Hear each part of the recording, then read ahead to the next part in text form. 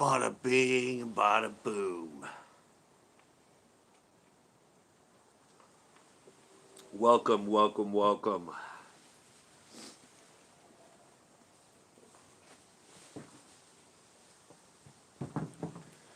Welcome, welcome, welcome.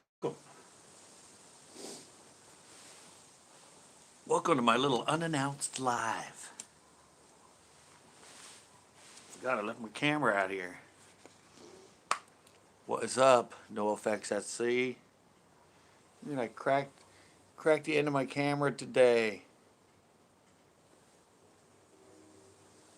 I cracked the end of my camera and said, look, the piece that's fallen out. Things are getting old. No effect. I'm doing all right. Just got back from a long day of filming.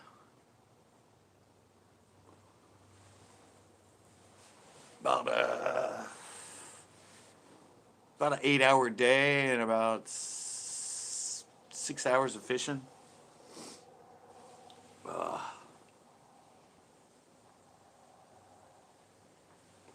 Long day.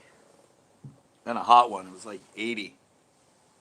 It's like 80, 85 today over there.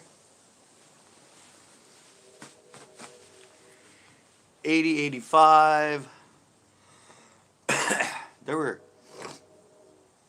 We weren't at the dam, but when we left, there were like 30 cars at the dam.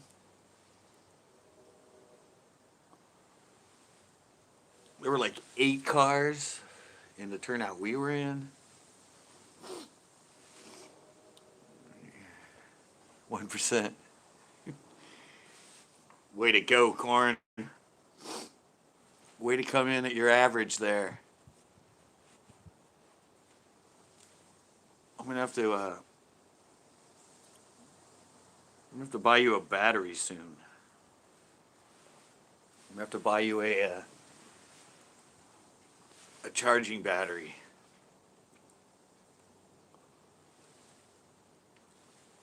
So you can always stick around. Oh, hey, as Tanner said. Oh, JDS. Phone is about to die. Both of you. You both have a habit of that. Corn Farts and JDS both come in with 1% on their phone. Plug it in, plug it in. What commercial is that?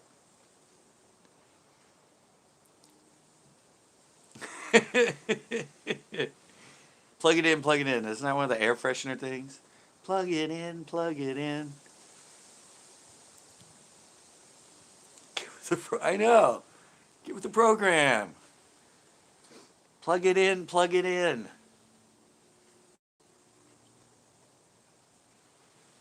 Plug it in, plug it in.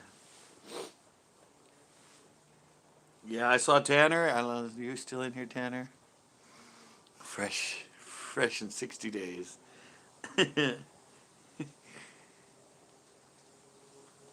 New episode? Yeah, it'll be out on Monday.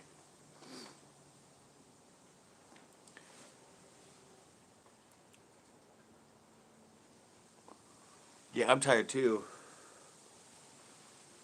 6 hours of fishing and like 85-degree temp. And, well, FYI, I saw Tanner just put up a video showing spawning bass. Well, evidently, trying to find lost footage. Evidently, we're already suffering from post-spawn here, Tanner.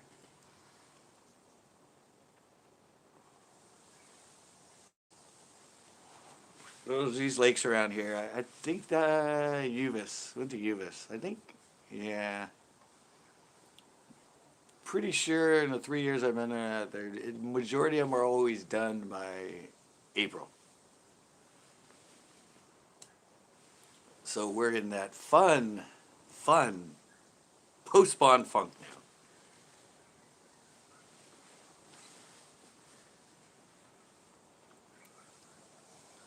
All from garbage I got from work. Cool. Yeah. Yeah, so probably the next couple weeks around here, it's gonna be funky post spawn fishing. You start, yeah. That's when we usually end around here. Some, well, if we have a really heavy winter, but no, I've noticed around here, most of them, some maybe might still be around in May. But yeah, they get it done quick here.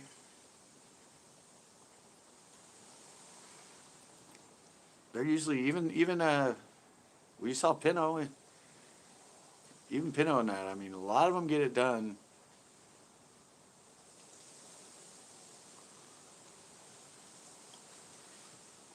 At least here in Central California. Yeah, they're usually. It seems like majority of them are done by the end of April. Usually the first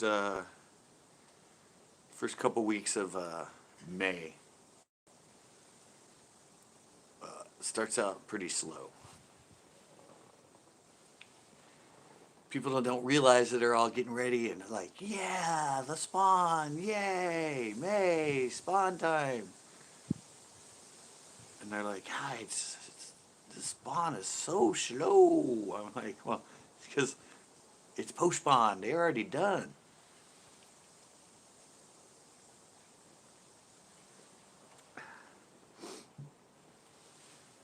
They like to get it done early around here. They can't wait. They're like, we get to do it once a year. Let's do it early. Let's do it early. And then in like 3 weeks, in a month, we can start eating them. Yeah. Yeah, it was, well, you'll see the show. I can't believe how many people were there, though. For being in lockdown, I said there were like 30 cars at the dam. Plus, I think there were 3 and 4 cars, all the turnouts on the way to the dam. There were 8 cars on the turnout we were at. We came from the back way. We actually went the wrong way. We went around Chesbro. No, he has not. Bastard. No, but I have enough. Sorry, I haven't sent him any either. Um, yeah, I went the wrong way. We drove around Chesbro before we went to Uvas. And I ain't sending him no baits. Yeah, I got my own baits. Hey, the fishing trucker. How's it going? Gotta get out fishing tomorrow. Canals down here. I try as a bone. Are you here, Schumann? Where are you at? I forget where you're at. Are you around here? Or are you elsewhere?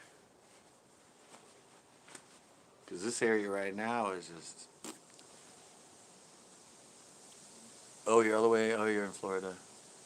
Hey, Kevin Floss Jr., how's it going? Hey, Big Worm. Oh, everybody's coming in at once. Oh, you're down the Everglades. Well, I don't know. It's gone post-spawn here. Just in like the past week, it's gone post-spawn. It's post-spawn now.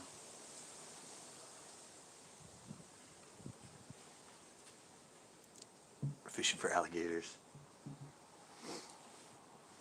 Yeah, Kevin, it's at least Uvas is post-spawn now.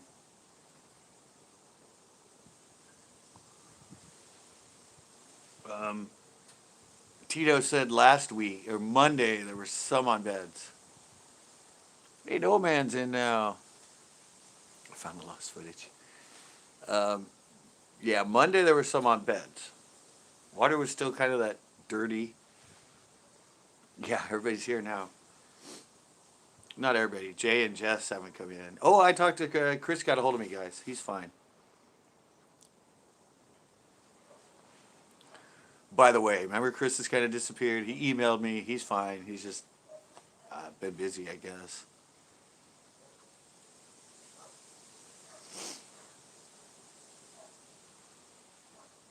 You're fishing next to me. Which one were you?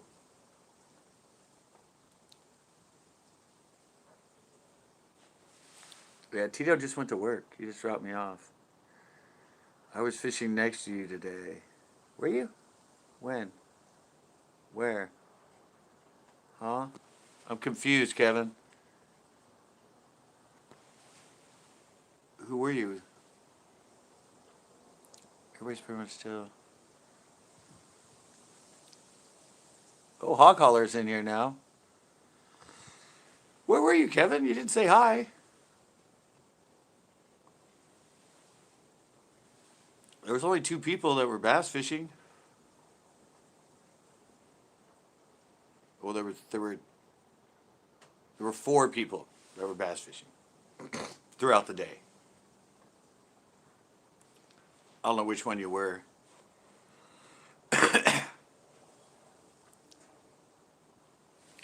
Oh, you caught that one on the worm?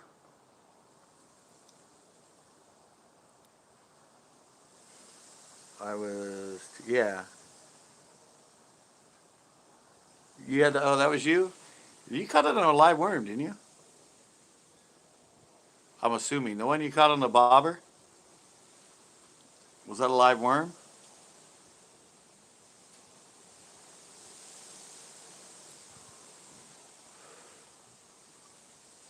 Oh, what were you throwing out? Were you throwing out a worm on the bobber?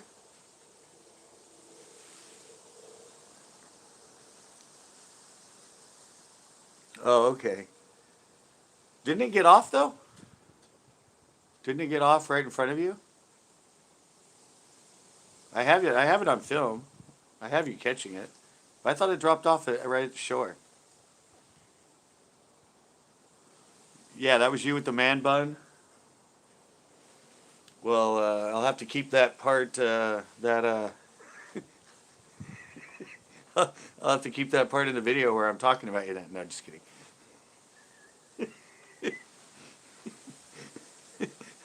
The part where I'm like, "What the hell's up with that guy? He's got a man bun."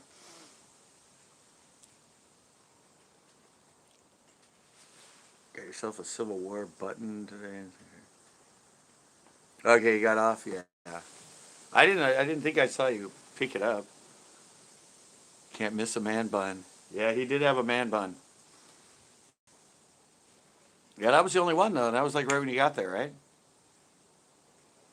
It was kind of like that show I did.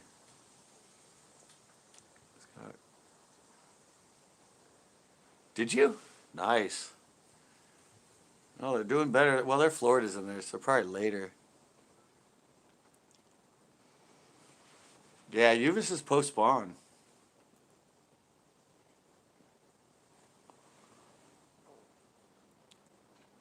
You could almost do a man bun. I can't. Looks like glued it there. Um, yeah, that was yeah. Monday they were on beds. I mean, I hadn't been there. I think it's been 2 or more weeks since I've been there. Kevin, yeah. I think they did their dirty in the dirty water.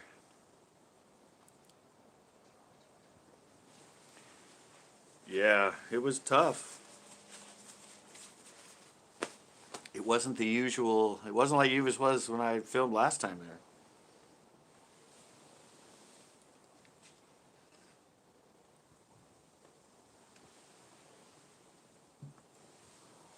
Oh. Well, you at least could have said hi. Yeah, well, they're Florida, so they're going to go a little later.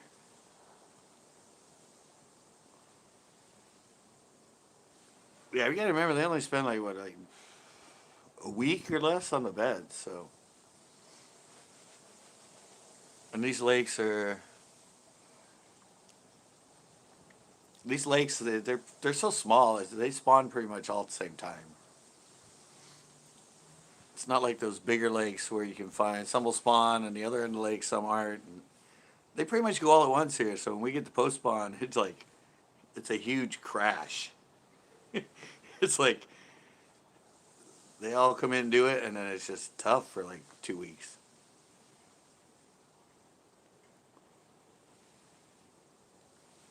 That's what I found around here. I'm sure Pinot's pretty mostly done. Anyway, we can't fish it, but I'm sure it's probably post by now. I think it, another 2 or 3 weeks at Uvas at least, you'll start seeing the little 1 inch fry will come up to the surface.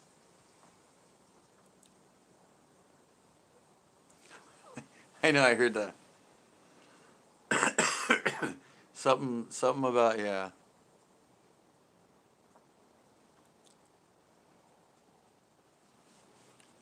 Oh yeah, wait, what's the county?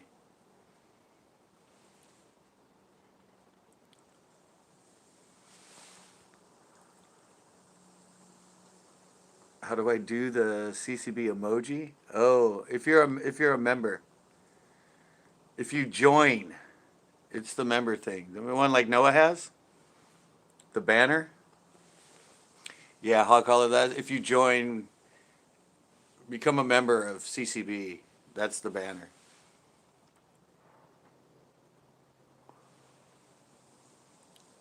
Next door to oh, you mean at Pinot? Yeah, oh yeah, I'm sure because they don't have anybody there. There's nobody at the gate, so it's probably open. Yeah, no, that's the banner for signing up. Yeah,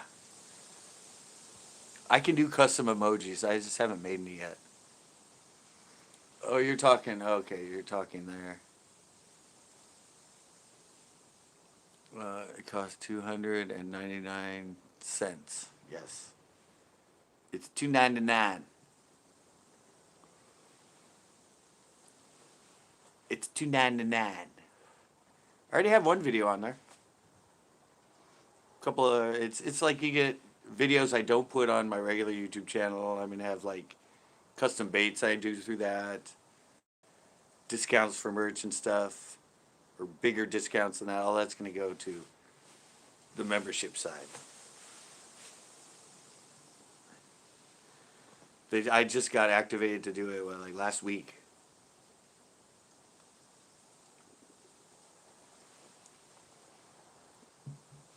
It's the little join button. Yeah, I was really sort of disappointed today at that place.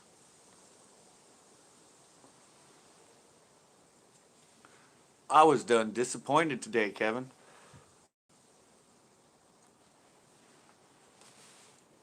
I wasn't expecting that. It was just so dirty just 2 weeks ago. But they did that to me before at that lake. I did really good when it was dirty. I went back 3 weeks later and it had cleared up. And I think it was around the end of April. And I walked around the whole lake. There wasn't a bed anywhere. The fishing was just slow as hell. I'm like, they did it all in that dirty water. I didn't get anything. I don't usually reveal before I put up a show, but yeah, no, I didn't get a thing.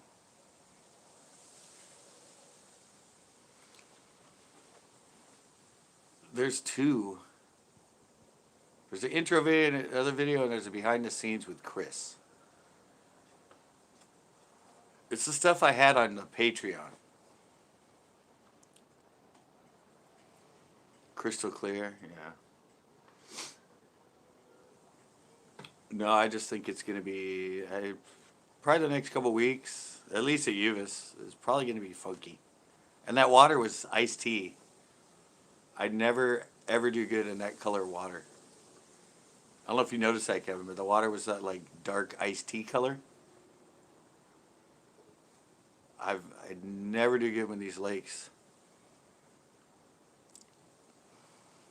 Yeah, but it's that watercolor. Did you notice the watercolor? Whoa, what the hell? Cat.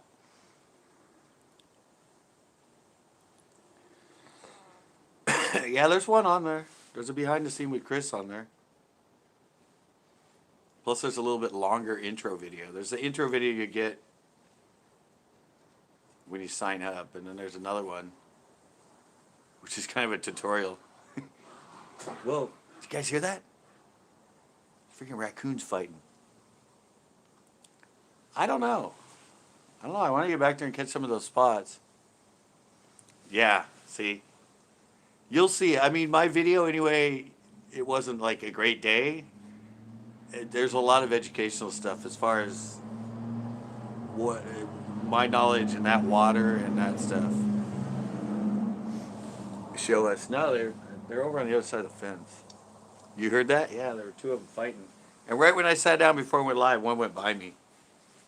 A pretty big raccoon walked right by me. Mating season, you know, territorial stuff. Yeah, but it was you'll see it on the yeah, you'll see it. I talk about that on the video, Kevin, about I knew it right away, right when I got there. I didn't yeah, of course you're gonna watch it. Yeah, I have you with your fish. But yeah, I didn't want to tell Tito. I didn't want to tell Tito when I got there when I looked at that watercolor, but I was almost 99% sure it was going to be a really tough day. It's just something you learn over 40 years of fishing and water and color, and I just went, ah, shit. This ain't going to be a good day. He said Monday when he was there, it was more of that, it still had that mocha color. But yeah, that at least here in California, I see a lot of people fishing in Florida now, and they're fishing that dark iced tea brown color water, and they're catching tons. But it's a bad sign here in California. It's either from the leaching from the terrestrials when they fill up, or it's from the dying off of the green algae. When it's green and algae, when it dies. Two different things that turn it that iced tea brown color, and fishing is always bad in that, at least here in California. And what did you notice? There were no carp jumping at all, Kevin. Well, I think you guys there like one jumped or something, maybe. But I always say when the carp are jumping, the fishing is going to be pretty good for bass. Even after you left and that all the way till we left in the evening, not one single carp. They hide in the sewer. I don't know where they hide around here.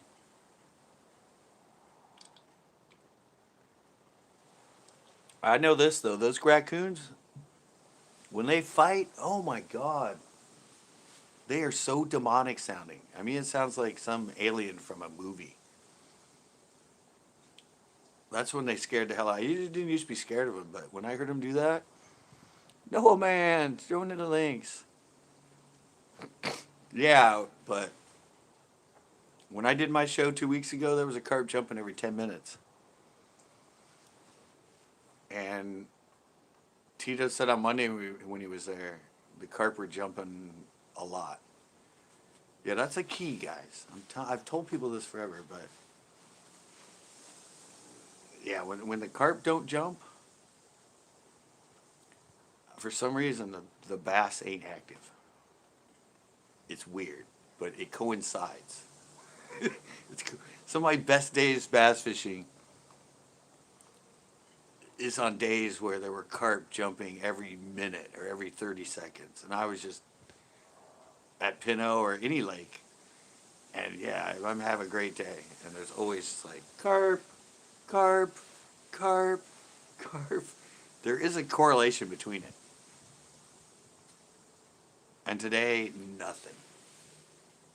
Nothing. We left sort of late in that, and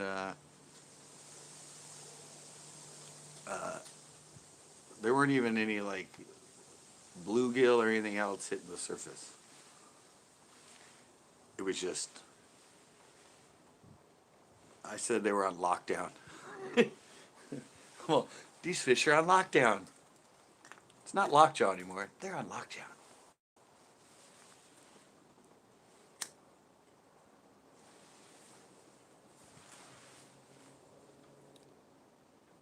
Now it's converting.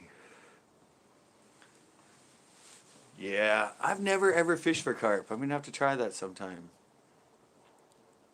Mama Goonie, hi there. How's it going, Mama Goonie? Welcome to the show. We're just discussing signs of life in lakes that make you feel happy.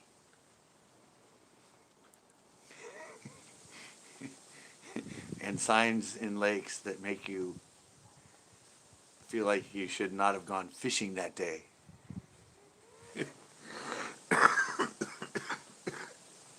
I think I've done tips and tricks or biology bites on all that stuff. I know I've done it on the watercolor. Yeah. I've done one on the watercolor. I'm pretty sure I've done one on the carp too.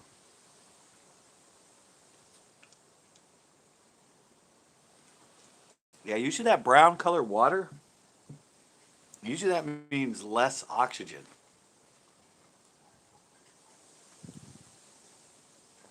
Done some work too. Yeah, I just got back. I spent 8 hours filming. Well, 6 hours filming, 8 hours with the travel time.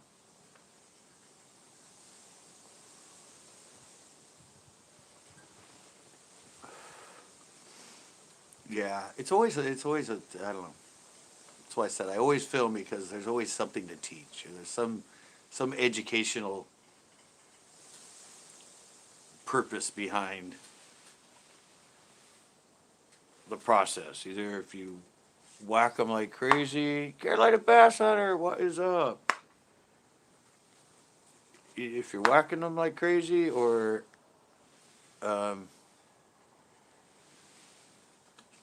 you can't figure out how to get a bite. Either way, there's still a huge educational,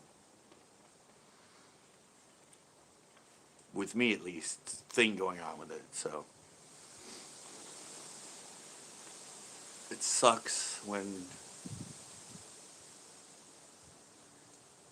it's like that, but it's still educational, right?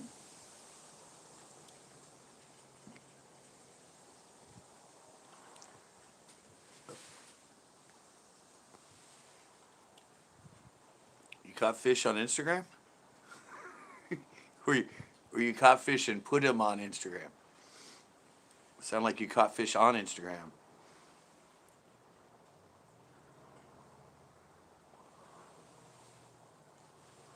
I can't tell. Ooh, I'm 10-9. Yeah. It's just kind of be a bummer. That water's got a. You know that water, Kevin? You're usually there. It's either crystal clear or it's got the. Oh, I sent you pictures. Okay. Yeah, it's either really clear or it's got that nice light green stain. That happy green stain. Kind of lighter limey green stain. I think that's the first time I've seen that lake brown.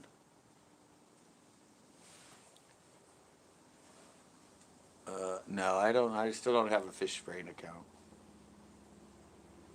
I want to stay off that.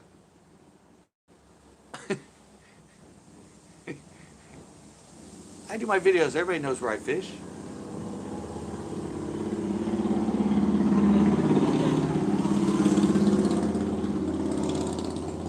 Done Harley go by.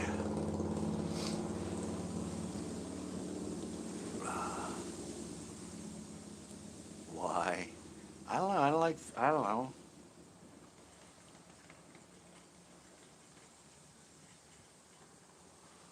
I don't know. I know all the spots.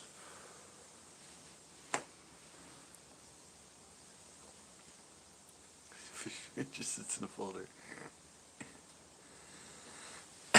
It's got a small can. Yeah. Why? No, I have all my spots. I fish.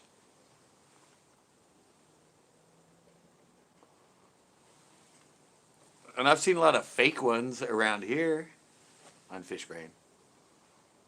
I've seen a bunch of them for Roberts Lake, and I know there's no bass in there. People bring bass. People bring bass, take pictures of them at Roberts, and tell people they catch them there. But there's no bass in there. And right now you can't even fish it. You're not supposed to fish it. They actually have it's actually official now. But I saw somebody else I know. He goes, "Oh, dude, yeah, check this out." And he showed me Fish Brain with this guy that showed a bunch of pictures. And one of the fish actually had a tag on its tail.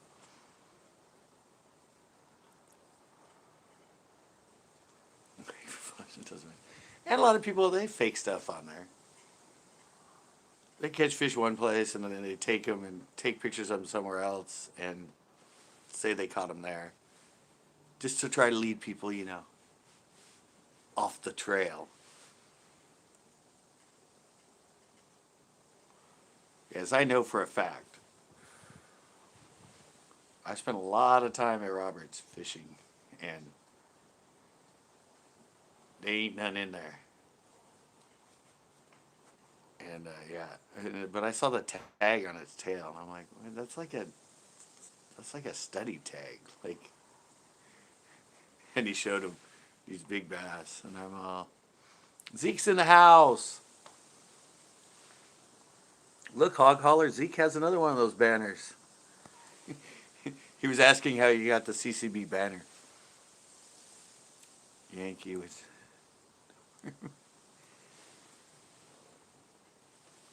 Yeah, I just never, yeah. I've seen some canals and stuff in here. Oh yeah, how was the birthday?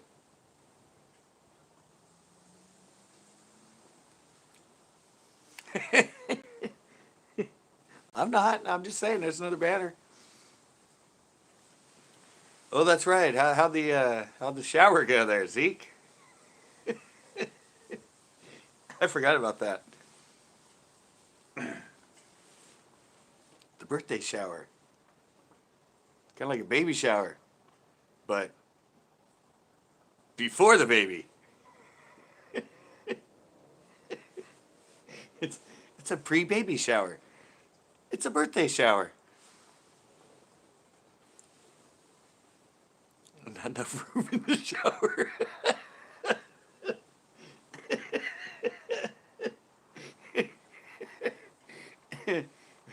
We tried.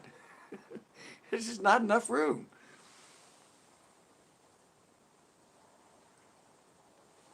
We need a bigger shower, damn it. We need one of those like sauna showers.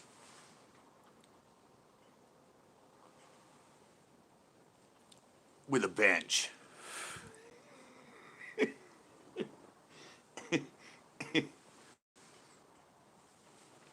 We need a shower with a bench. Gotta work on that. Gotta upgrade.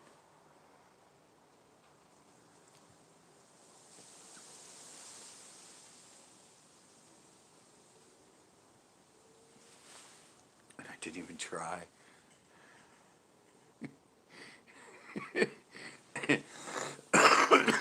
Well, that's like me on Instagram. I had like 8 followers and I didn't have any photos. I put up one photo and within a week I had 80. And now I'm at like over 500. I haven't posted to Instagram in a while. Kind of got. I think I still only have like 70 posts or something. 50 posts. Yeah, I was like corn. I got on there and I'm like, I forgot I even had it. And I got on. I'm like, what? I'm all 8 followers. I've never posted anything. It's like 2 years old. And I posted one. I had 80, and I'm like, wow. And then now I think I'm at like 503 or something like that. I got to start using it more. I started posting while I was fishing places on my phone. And then I stopped. I need to get more into it, but yeah.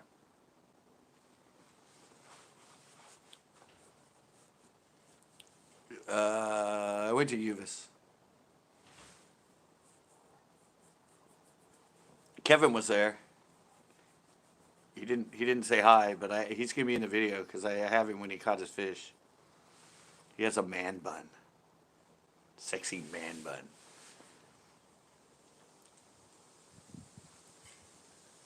And someone TikTok.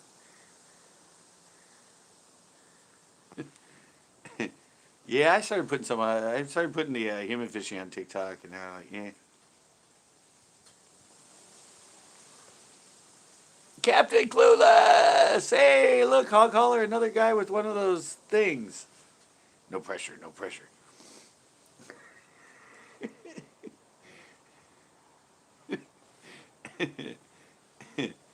Yeah, I figured TikTok. I don't really think TikTok's gonna. I use it for spots. That's it. What? How'd you get laid off? Oh, Backroads is in. Sexy man bun. No, he's the one that said it. He was fishing next to me when I was filming my show today, but he didn't say hi. But he caught a fish, and I caught it on film. But the way that he identified himself, because there were like 3 other people around throughout the day fishing, he said, I was the one with the man bun. And I went, oh, that was you. I said, you want to watch the, well, you want to watch the video then. Because, like, comment on it, I think. I didn't know it was him.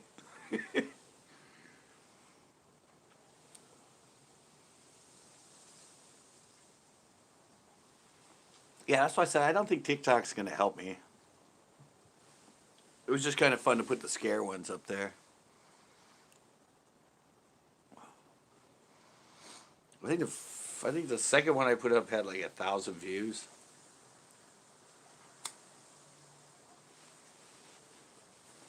And some of the others had like 200, 300, 400, and I just went, eh. I'm too old for TikTok.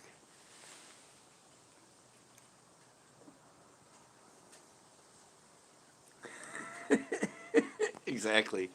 Well, actually, no, like, Jack Black has one. Kevin Hart has one. I think Will Ferrell has one. They do some funny ones on there, but for me, it's all, I don't know, it's just everybody lip syncing and dancing.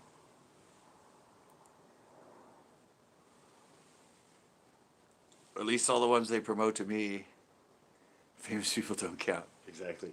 Because they're going to be funny anyway. My eyes. Yeah, of course. They keep sending me, they send me all that stuff, Tanner. It's always chicks in little, like, booty shorts. And their cleavage showing, lip syncing to some song for 15 seconds. I'm like, yes, that's what it is. And I'll scroll through and it's like, that's all I get is like 2 girls in their locker room or something just doing some like dance for 15 seconds. And they got like their cleavage showing and they got little tight like booty shorts on. And half of them don't even dance very well. And then I look up and I'm like, really? 1.3 million likes? She doesn't even know how to dance. You just like what she's wearing.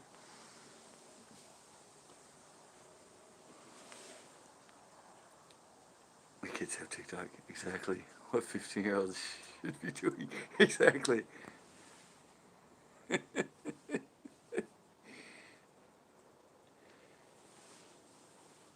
Really? What TikTok seems is other than my human fishing where I scare people, I'm like, what am I gonna do on it with a fishing channel? Like, what? I mean, 10 seconds of look at UNCUT, guys! Woo woo woo woo. Do that on Instagram. TikTok's for it's for dancing girls.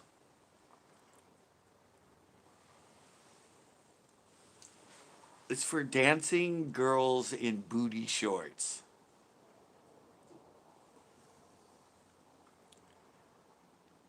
Would you create a monster? That's what 99% of it is.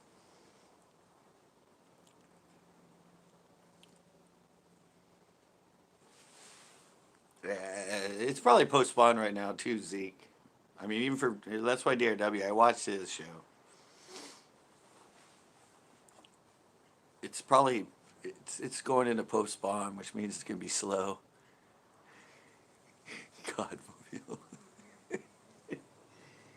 Yeah, that's all I get on it.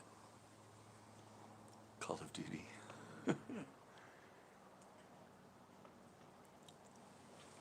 Yeah, that's all. I'm like, why?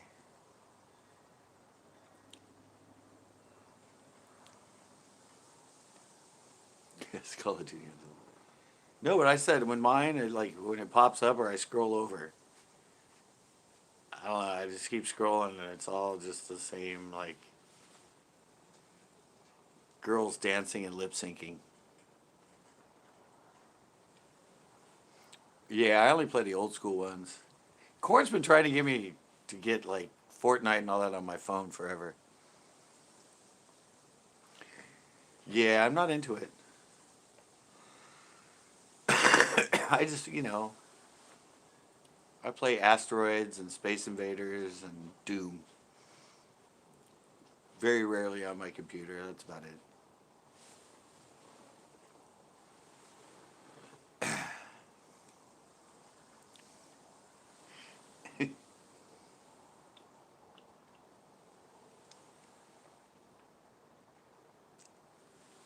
Yeah. Who wants me to play? Who keeps telling me to put it on my looking thing? Was this a freaking spider? This is a spider.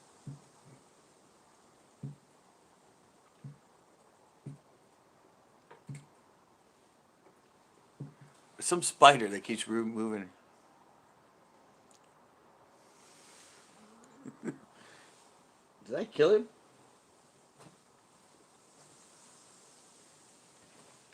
Just a second, guys. No, it was a beetle. I got it though. I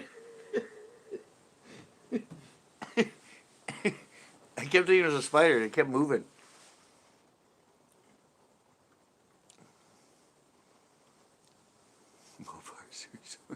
No time for games. Yeah, it's dead now.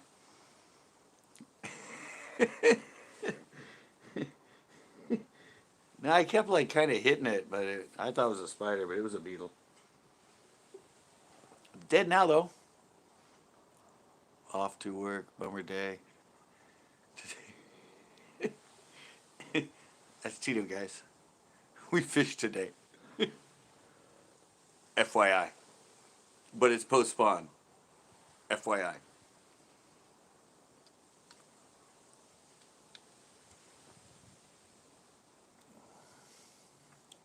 Yeah. Really, Backroads? You're going to rub it in? You're going to rub it in, Backroads? Really?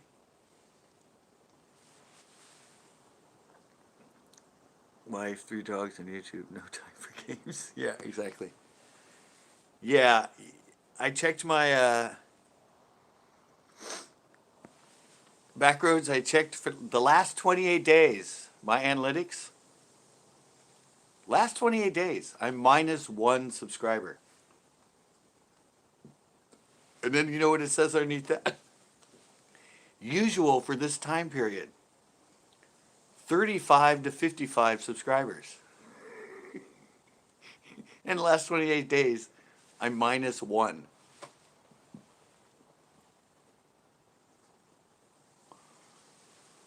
Yeah, I'm glad you went over it. Now you just gotta get your watch time, but I told you guys I'm going backwards. I've never had a month on YouTube that I'm minus 1 subscriber for 28 days.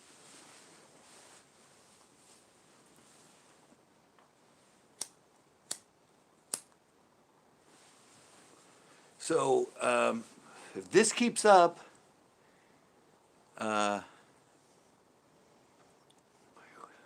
I went on a freeze. Yeah, I know. But the way it's going backwards, give me a year and a half, and I'll be back. I'll be at 1,000 like you.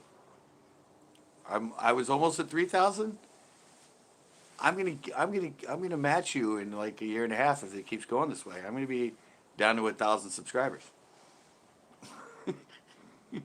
that's, that's just the way it's going. I usually average 33 to 55 new subscribers in a month, and I'm at -1.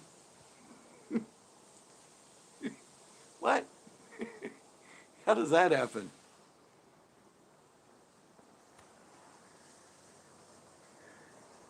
Challenge accepted. Yeah, yeah. Everyone go and subscribe. Exactly.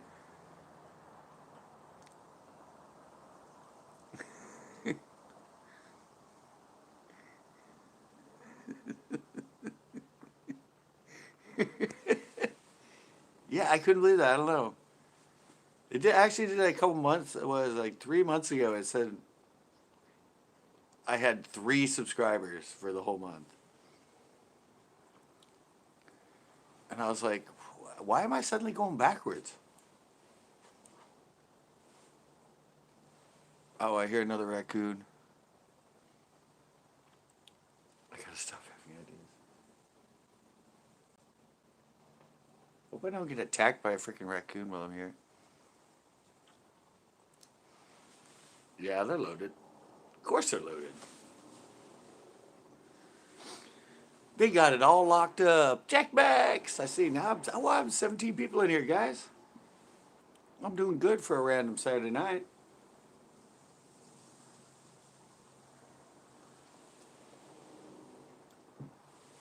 Yeah, I don't really. Well, they're not overrated. They capitalized on what they had. They're loaded with money. They're set. They created a empire. Yeah, yeah, they did good. They capitalized on it. They made it a business. They're smart. They're smart businessmen. I think it was mostly the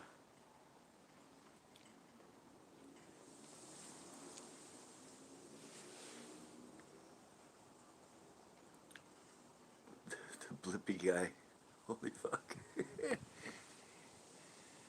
Yeah. Yeah.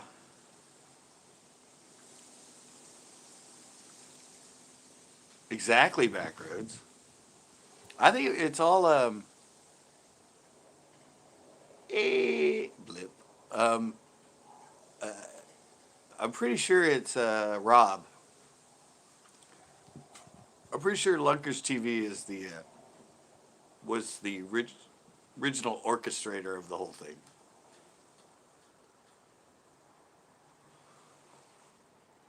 I think he's the one that kind of got the whole thing going. He's the one that sort of exactly. Yeah, that's what I said. Yeah, that's what I was just saying. It was he's the only one that was old enough. Well, then they brought in Lake Fork guy.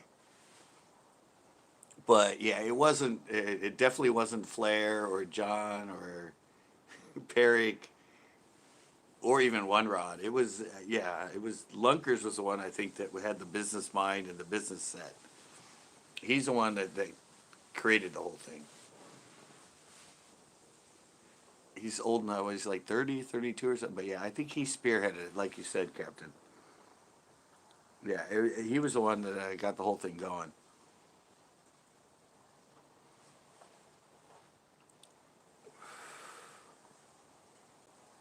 Well, no, I no Lake Fork guy I think's older,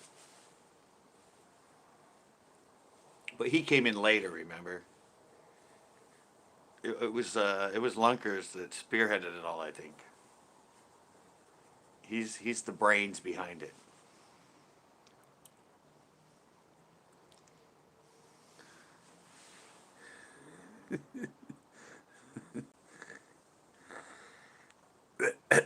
And his story is actually really cool. Oh yeah, yeah, I know. He went to the ice fishing thing. No, they're like Backroad said, they're geniuses. They capitalized on it.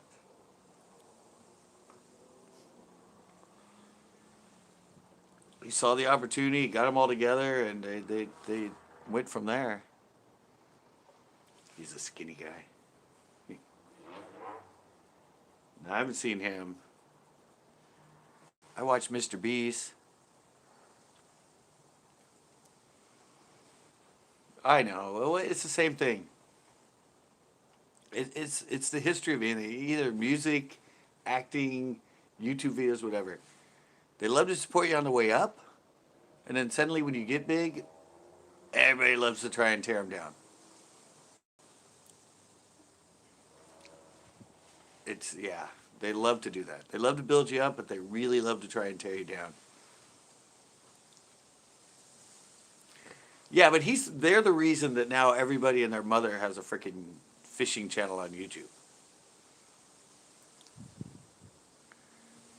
They are the ones that why every time you go, like I go to every lake and everybody has a GoPro and everybody has a fishing channel. It was the Googans that started that. Everybody saw their success, and then everybody's like, "Oh, I'm going to do a fishing show, and I'm going to be as big as the Googans, and I'm going to have my own baits and start making money." They didn't realize, it takes some editing skills. It takes a lot of stuff.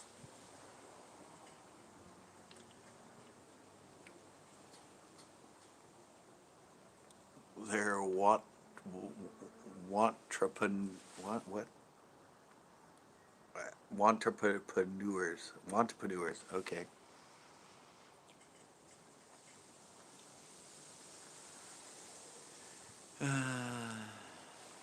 Yeah. Yeah, that happens all the time.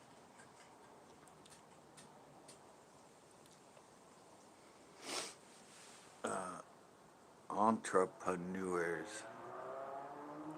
Yeah, he was saying it phonetically.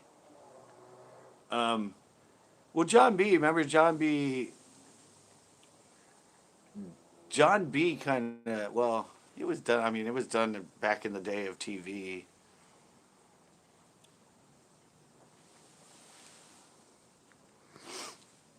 Back, he brought the B-roll thing. Yeah, but he brought the whole B-roll thing into it. I mean, it was kind of. I mean, if you go back to Bill Dance stuff on TV, they had like music, little B-roll stuff. But John B. really started the whole B-roll and music and everything during the fishing shows.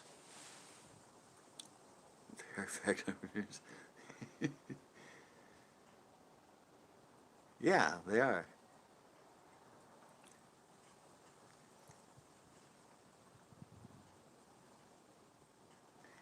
Yeah, I watch Flair because he's much more entertaining now that he's a farmer and not a fisherman. And I watch Lunkers quite a bit. I still watch John B. More raccoons over here. Um, but yeah, I remember when John B did that, and he did that. It was before I watched.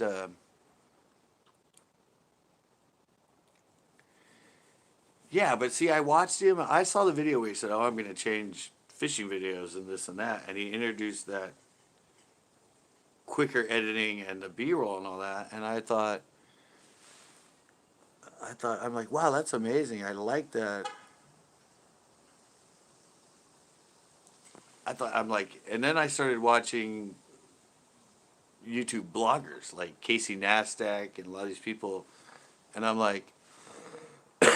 was like, oh, oh, this stuff has been around on YouTube for a long time. I just never watched blogging type channels where it's a lot of quick edits and a lot of music and time lapse and everything. But John B was smart enough to he took that concept and introduced it into into the fishing style he was doing. And I thought that was great.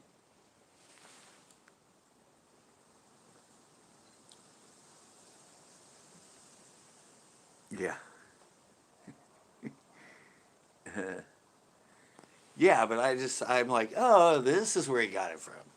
I'm like, I see where this came from because I never branched out. I only used YouTube and pretty much just watched other YouTube channels where I watched like old TV shows and stuff.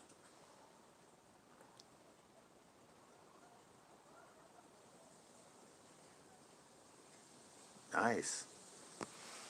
Yeah, and if you watch that, or if you watch like I don't know, daily driven exotics, and a lot of those sort of fast paced and quick editing, and lots of music cuts, and that stuff wasn't in the fishing videos before John B sort of introduced that style. It was there, but it hadn't been taken into, and now everybody does it that way. Everybody has more B-roll than they have themselves fishing in their fishing channels. One Rod, yeah, One Rod still hasn't done that. He's still pretty much just fishing. I mean, he always kind of did the quick editing, but he doesn't do all the B-roll and all that other stuff. He stayed sort of true, and now Lunkers doesn't do much of it either. He does a lot of just, he does the quick edits and everything, but he's not, but they're kind of going away from it. Yeah.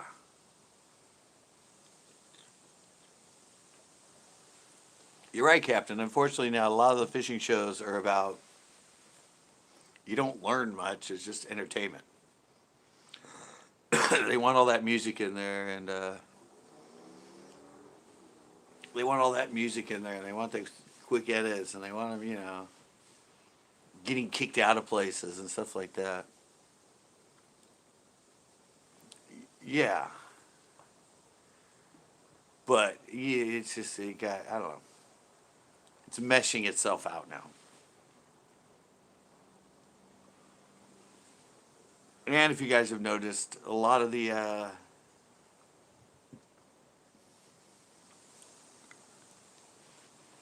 don't know, dude. You got a lot of competition with cars.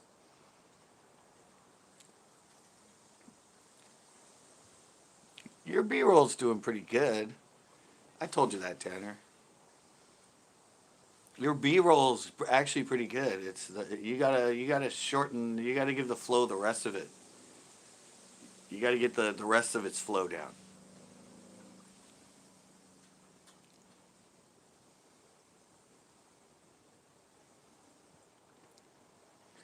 Yeah, that's why I said I'm trying to put mine sort of. With me, I'm trying to mix the two.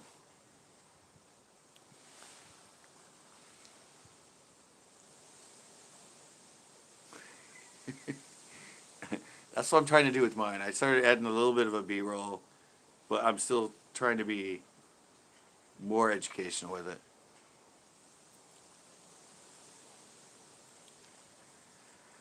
Yeah, but to me, well, I mean, to me, everything they try to teach, I already know. So I try to watch Informative Fisherman or Fluke Master and all, but to me, I'm just like, to me, it's a little too slow. I think they'd be a lot quicker in a lot of their stuff in the teaching of it, make it a little more entertainment while it's still educational. But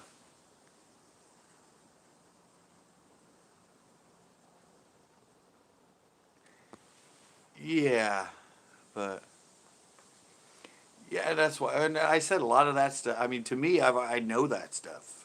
A lot of stuff I've known for years. So I don't I don't know the last time I've ever learned anything off a YouTube channel as far as technique or concept or how to fish a bait or anything. Maybe some little tweak to something. Yeah, they are they're formative, but it's just sort of, to me, it's like, it's slow and it's mundane. Yeah, and I try to keep them to 5 minutes. You look at most of my tips and tricks, that like 200 I have on, I try to keep them to 3 to 5 minutes. A lot of that stuff I did as tips and tricks. If you looked at, if Tactical Bassin or somebody did it, it would be like a 20, 30 minute video.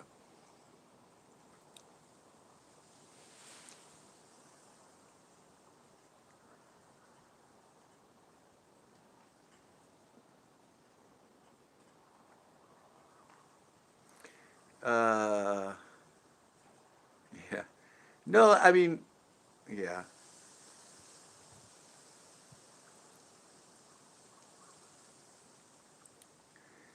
Yeah, that's what I'm saying. Like Zeke, but see, I have more years experience than any of those guys. Technically, I'm older than most of them in that. And like I said, everything they say to me, I'm like, I learned that in the '80s. All right, I learned that in the '80s. It's just there. It's rehashing, and a lot of it is it's the same kind of thing over and over every season. Like, oh, springtime, they're gonna do something on this. Oh, it's fall, oh, they're gonna do something on this. Oh, it's winter, they're gonna do something on this. Oh, it's fall, they're gonna do something on this. I said right now I'm trying to find more and more tips and tricks to do, but every time I kind of come with an idea, I'm like, nah, I kind of already did that one. Nah, yeah, oh yeah. I think back and I'm like, no, I already did that one. I spent the first 2 years of my YouTube channel when I came back in '09 putting 30 years of my head into all the tips and tricks and biology bites. And every once in a while I have something where I learn something or something that kind of comes to me that's kind of new, but I'm telling you, 90% of them, I'm like, no, I think I've already done that one. Oh, no, I think I've already done that one.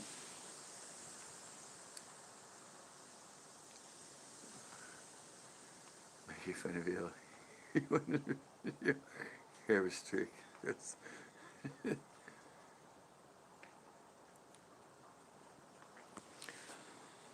Yeah, and the newer ones, Captain, I've done that. Like, well, yeah, I don't know. There are some new techniques, like when the Tokyo rig came out. Well, I did one when the Alabama rig first came out. I even made my own and told people. But a lot of the new techniques are, you guys think they're new, but I'm like, dude, that was a technique. It was called something different, but that was from the early '80s.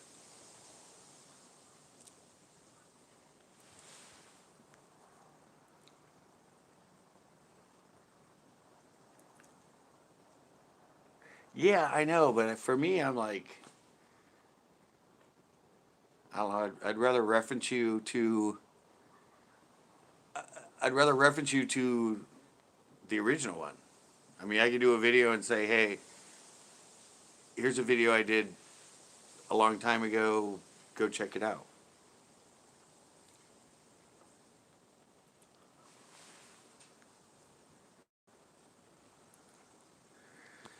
Yeah, but see, Zeke, if you go to my website, I've done this before, and a lot of people spend the time doing it. If you go to centercoastbass.com, right at the bottom, you can hit tips and tricks, or you can hit biology bites, and they're all on there, 7 a page in order, and you can go through them page by page. All the titles of everything is on there. You don't have to go through. It's like a playlist on YouTube, but I have it on my website, and you can scroll through and watch one after the other, after the other, after the other, of all my old tips and tricks.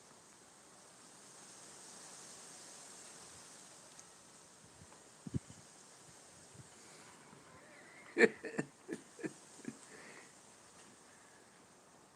can upload a video and make it better. I don't know. I did really good. You don't remember back in the day when I was doing my tips and tricks? I would film like 8 of them at once. I would do the same tip and trick over and over and over and over and over and over. And then I would sit at home and I would watch it over and over and over and over. And I would spend hours just figuring out which one of the 9 I filmed was the best.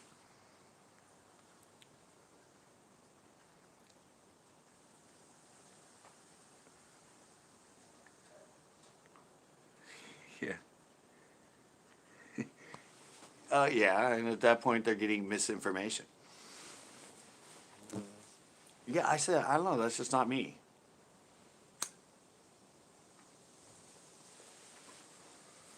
I don't want to make, I don't know, I don't want to, I said, I could actually literally rerun all of my tips and tricks, all like 200 of them that are already uploaded. I could literally reload all of those as new videos on YouTube.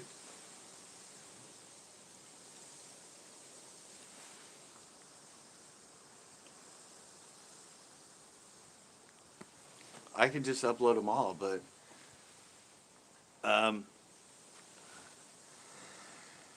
a lot of it is a lot of my tips and tricks in there. I didn't they have a lot of views now, but I don't know. People just a lot of my tips and tricks are they're on a I don't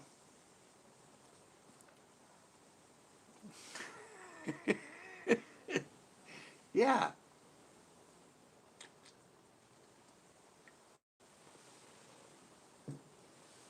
Yeah, I don't know. I just don't. Like I said, I could start redoing all the tips and tricks because like you said, Zeke, I have new people, new information. It's like a steak.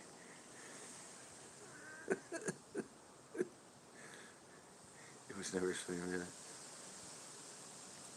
I know, and even today, nobody. I've been doing it forever, and nobody knows what flicking is.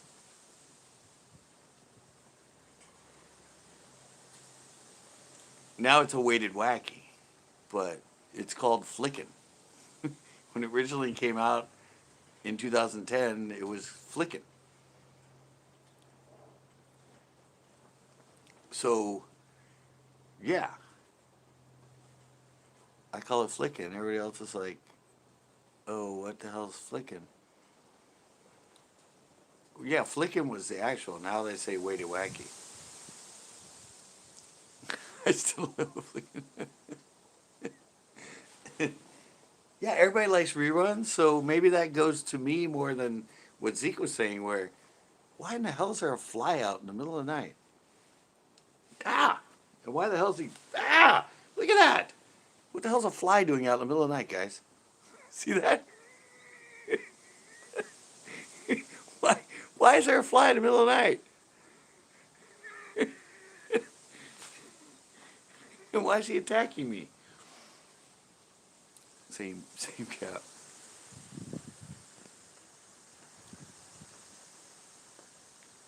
Just make random. I know. I can make up my own new rigs. But the rerun thing, everybody likes reruns. Hey, hey, hey. I know. I don't know. Randomly in the middle, I got attacked by a fly. He landed on my thing, then he landed on me. I should, and then he like landed. They're not out at night. What the? That looks like he's on my door. Nighttime flies.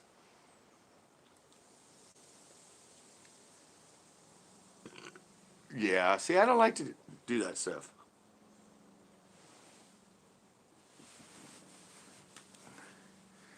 Nocturnal. Yeah, there's nocturnal flies now.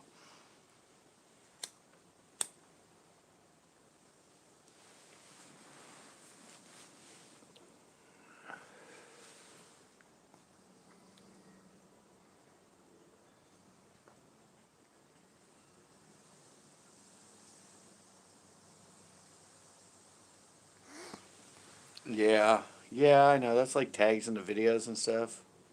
I'm not good at that.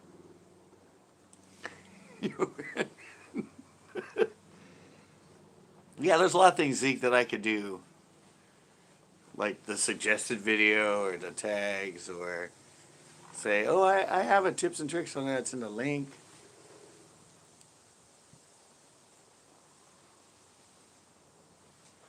I said I could redo them. I mean, a lot of them are older and their quality is kind of bad, but the audio is great. You still learn everything from them. But yeah, I don't know. I have all kinds of thoughts, but for me, I'm like, I already did that one. I already did that one. I already did that one.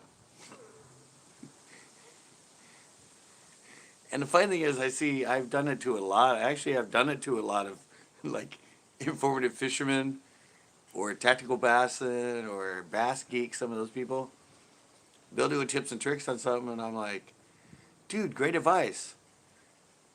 I did a tips and tricks on this 6 years ago.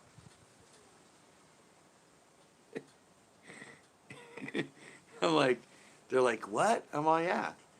And I'll like email them the link or something, and they're like, wow. I'm like, you're just doing that now? I taught bass fishermen that 6 years ago.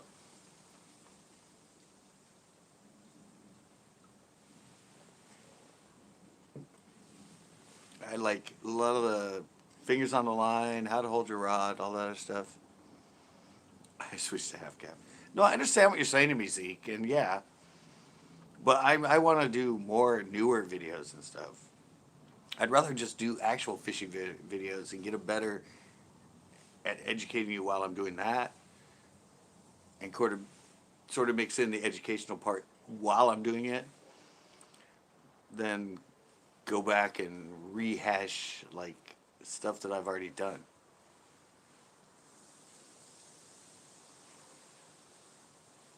I like to go forward, not backward, with as far as my videos and that. And now we have a whole coffee thing going. I like how my comments like suddenly have like a life of their own that's on a subject that has nothing to do with what I'm talking about.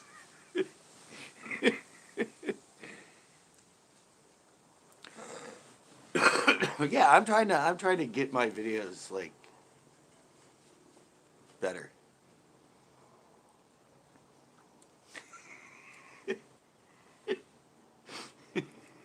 It's like I said, that's funny thing is like I'm talking and suddenly all the comments. See, now you guys are just doing it on purpose. But I like that though. I like that there's a conversation. See, it's just I just love it. Like if new people came in, they'd be like, "He's talking about fishing. How come everybody in the comments is talking about coffee? Did I miss something?"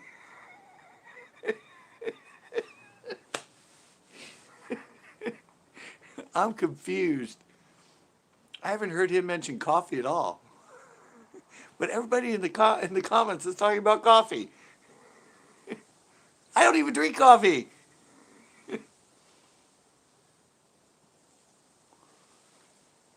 I don't do any caffeine, even decaf. I've never drank. I don't think I've ever drank coffee in my life. Yeah, that's what I said. But I like how it's side conversation because I think it's pertaining to coffee sucks. Yeah, I never do it. I don't do caffeine. That's my thing. Beer and water, milk. I drink milk, but I don't. Yeah, I don't do coffee. I don't do energy drinks. I don't do sodas anymore. Juices.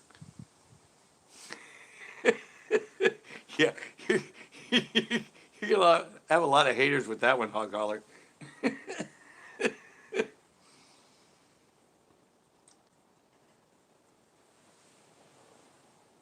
I need to put up like he's a monster drinker. No, I've never had an energy drink. Yeah, you crossed the line, hog collar. What? That's all right. I said I don't drink coffee either. I crossed the line. I do K cups. What are K cups? To drink K cups. All right. Booze and coffee for me. No, it's just booze and water. That's probably why my liver and my kidneys are doing fine. Because if I did the beer plus coffee plus energy drinks plus soda, um, yeah, I'm sure my liver and kidneys would be shot by now.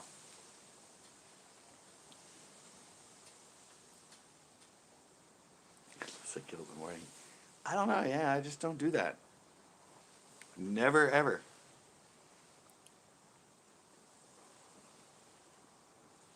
I don't know why. I used to drink a lot of chocolate milk in the morning.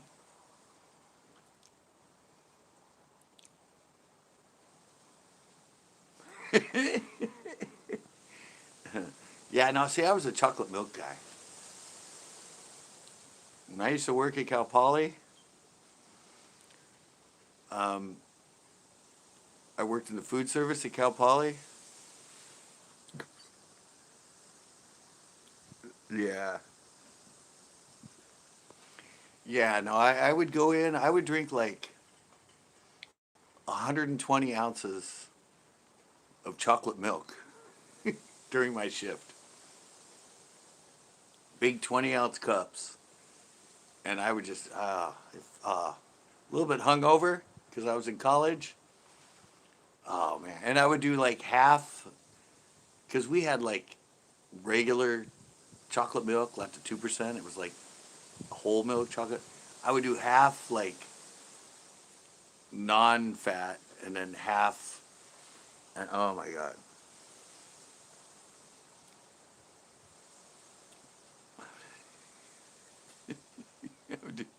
Yeah.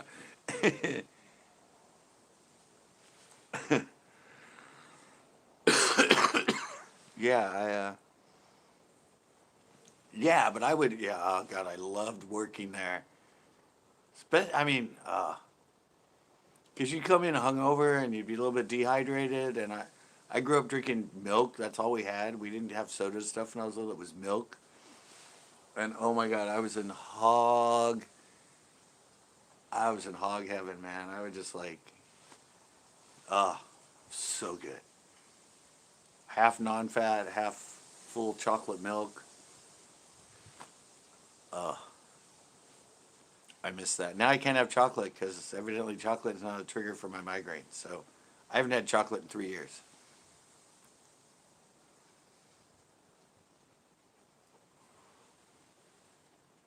No, milk's good. Milk's got vitamin D. It's got calcium. It's what you drank when you were a baby from your mama's breasts, if you were breastfed, or from formula. Milk's still good. A lot of people don't drink milk anymore. Fortunately, I can't do chocolate anymore. I can do vanilla milk.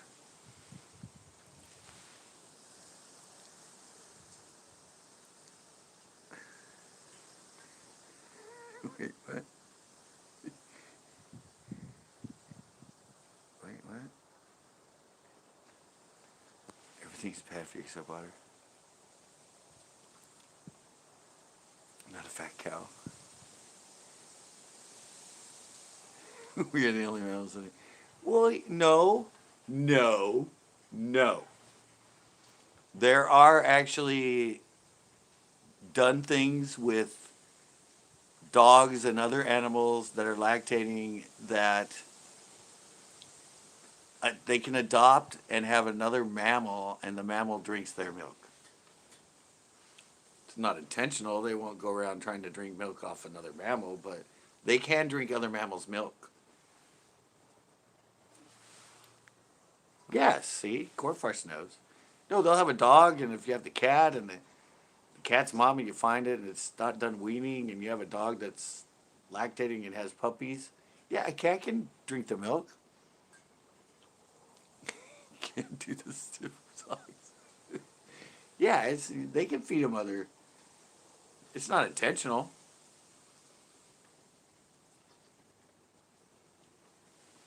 but they can in fact drink other mammals' milk.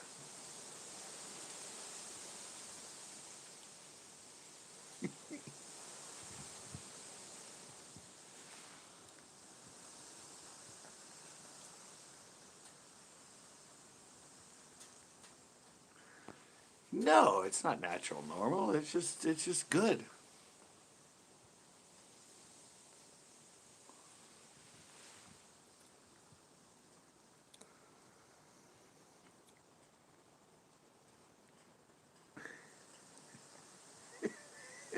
Seen cat drink pig milk. Yeah.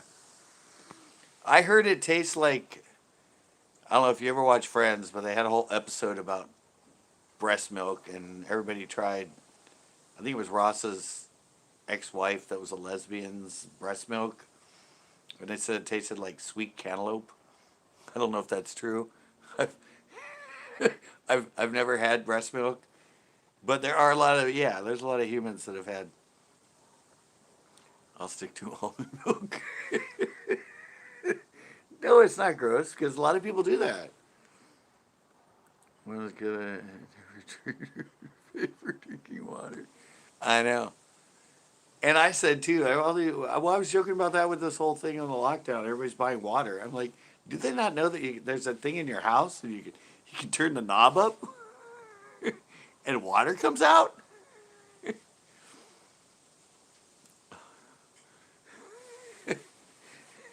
I'm like, we have water at home. Just keep the empty bottle and fill it up with water. Fly milk. I'm lactose intolerant as well. Well, if you're lactose intolerant. Here's an interesting. Oh God. Oh. Oh. Oh. The smoke went up my nose. That hurt. Wow, that stung. Here's an interesting thing about and they did a study on how everybody's allergic to peanuts now.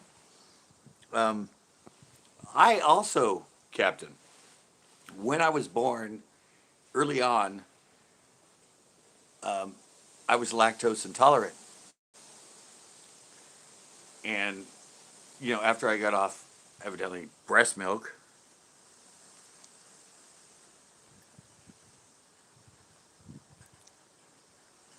I can't have dairy.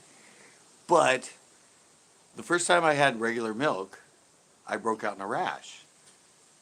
So my mom took me to the doctor, and he went, "Oh, okay, well, here."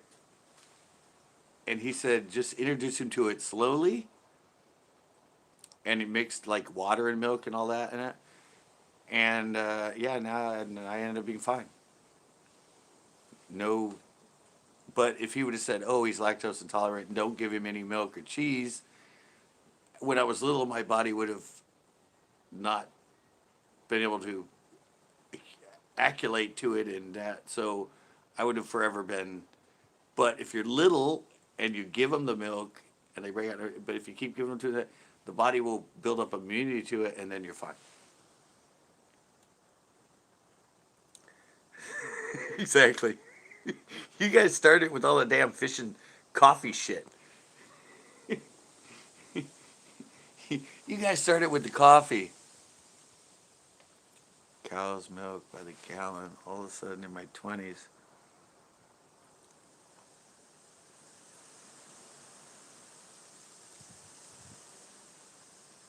Really? Oh, that's weird. Well, not really. Corn. Not really, because there is a point, yeah, that you can become intolerant to it later in life. This is totally, well, this is back to nature.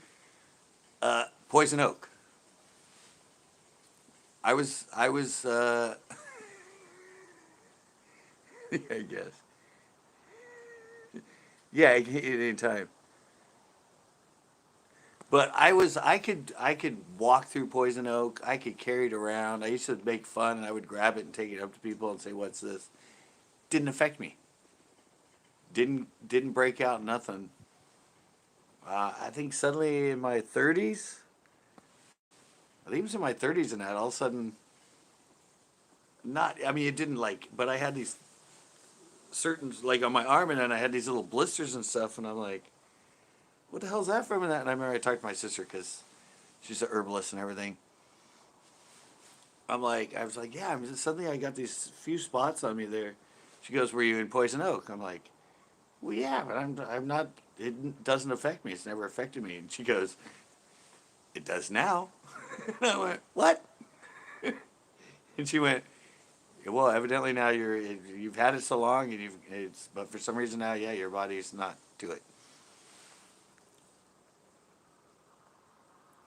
Really? So, me too with the poison oak. Yeah, a lot of gas. Really? Wait, what did you say? Somewhere in here you said, yeah, gas. I had really bad gas. And then what? Corn said, really, really bad, Zeke. Wait, somebody said that's your body saying, well, I get really bad farts from beers. I mean, my body doesn't like beer anymore.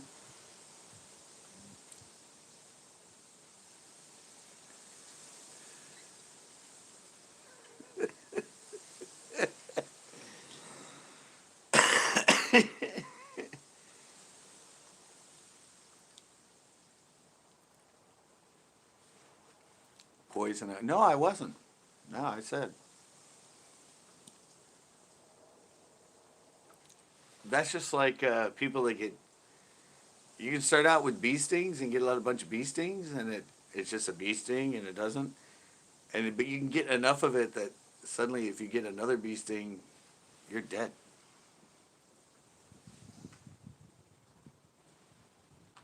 The only thing I'm allergic to is not catching fish. I said I'm allergic to dust. Dust is everywhere. It's like it's like when I was little. That's what the doctor. They did some tests and they said, "Oh, he's allergic to dust." I'm like, why did it have to be dust? I mean, milk. Yeah, I can avoid that. Bees. Sure, I can avoid that. Dust is everywhere.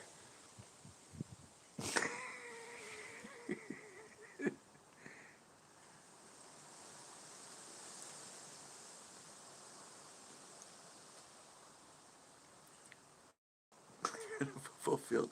What about That's just milk. What about no dairy either?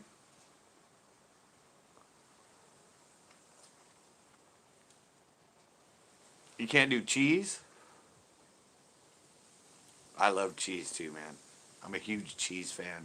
I eat cheese all day. Cheese like crazy. I like doing this in the car. Yeah, I eat cheese all day. I love Swiss. I love Gouda. I'm a huge cheese. Wow, that's a bummer, man. Cheese is your friend. Yeah, no, I like load everything with cheese. I'm a cheese whore. I'm a cheese whore. I'll take like a TV dinner, like a lasagna. Not even a lasagna. Even yeah, like Tanner was talking about, like Alfredos. Hey, Toby, what's up? Like the Alfredo noodles that come in like the noodle. I'll pile like a pound of cheese on top of it after I cook it. It's like it's like that thick cheese on top of the noodles and the Alfredo. Yeah, I'm a dairy whore. Milk. Can't do chocolate anymore, but yeah, milk. I just got back into milk. I can eat cereal, milk cereal all day long.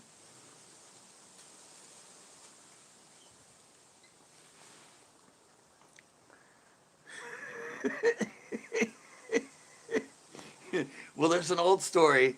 Well, we've told this on my fishing show. I don't think it was any shorter than that. But I was out with my friend Rick, and it was Rick and Craig and me, and we'd had a barbecue on shore at Pinot, and then we went out in his boat, and and his Rick cut like this fart. Like for some reason, I don't know if it was I don't know. We all ended up having like gas when we were out fishing. And I swear to God, he had one, and I got a whiff of it, and it made my eyes water. Like, I was like, seriously, we we just laughed about it the other day with Chris. We were talking about the story, but yeah, I was like, oh, oh my god, oh my god, and Rick's like, Rick turned around, looked at me, and goes, "What?" I'm like, "Was that you?" And he looked at me, and I seriously had tears running from my eyes.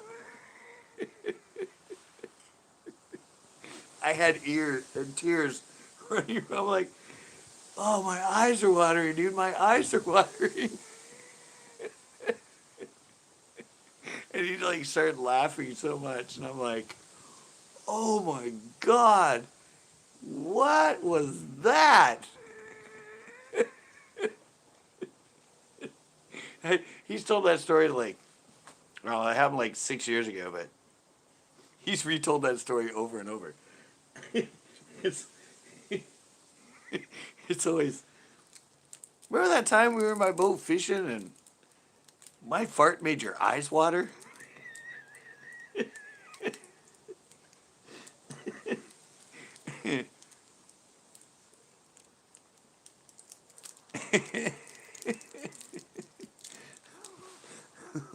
I was like,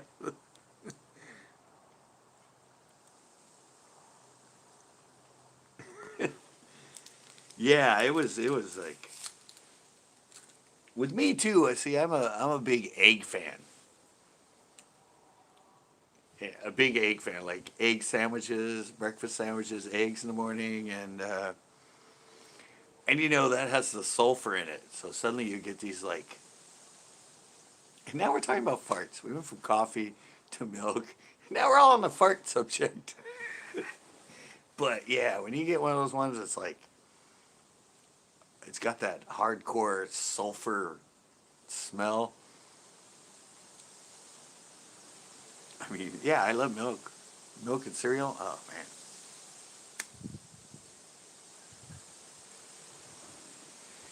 Yeah, but those.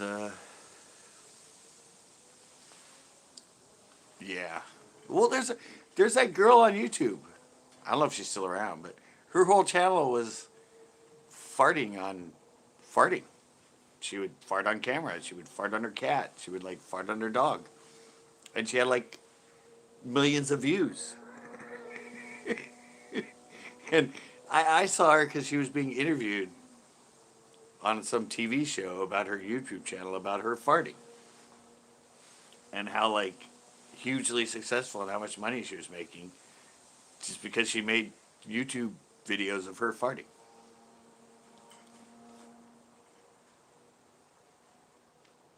So farts can be lucrative. Cardi B loves her on set.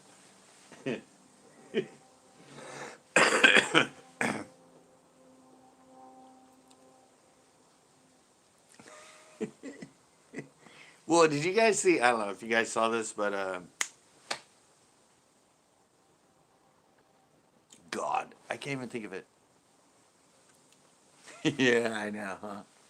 Yeah, yeah. When I used to work at Marshalls too, I would do that.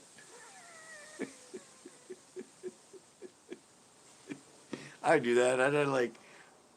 I'd walk down an aisle and just like let it rip down the aisle, and then just walk away in that and be like, go somewhere else and start like cleaning and looking over.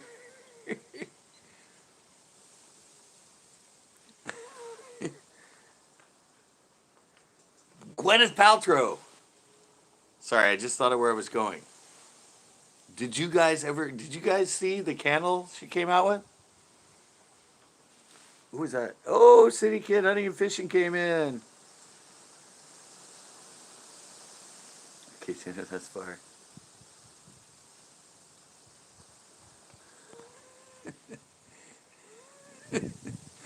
Uh, no, Gwyneth Paltrow. Did anybody in here hear about the scent of the candle that Gwyneth Paltrow came out with?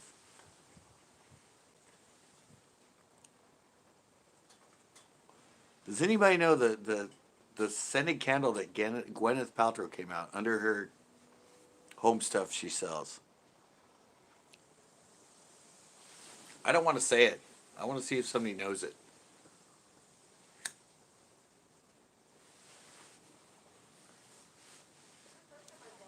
He said he came in strong. Yeah, he did.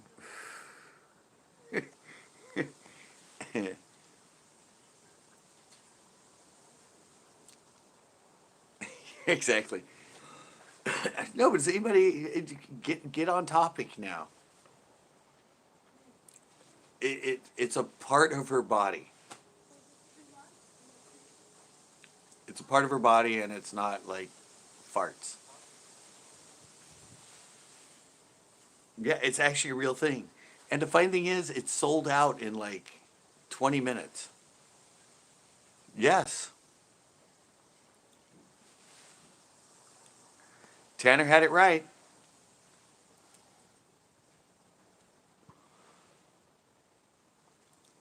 No, she came out with a candle that smells like her vagina. I'm not making it up, guys.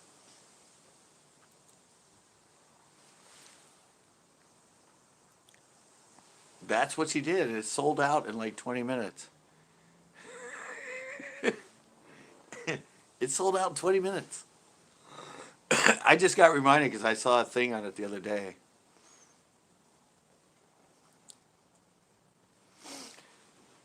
Yeah, isn't that? That's what I said. I'm like, ooh, Gwyneth Paltrow. I know she's kind of out there, but that is just weird.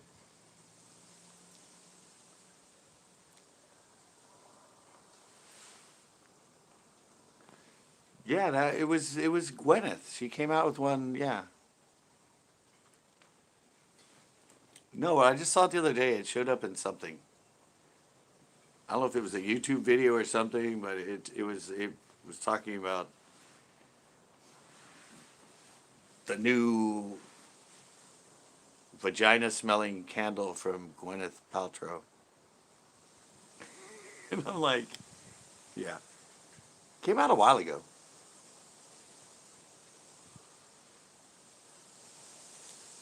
Exactly.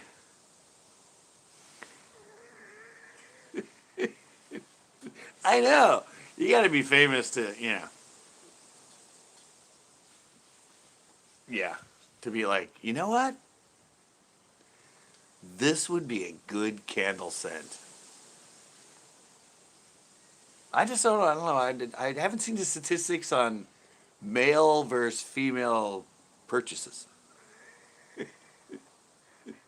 Because, I mean, there's women, it could trade it, both genders.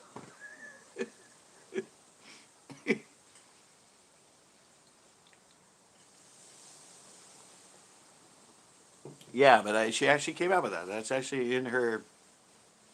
I guess she has like a home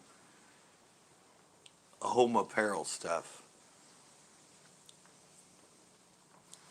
I don't. Yeah, I'd like to see that statistic.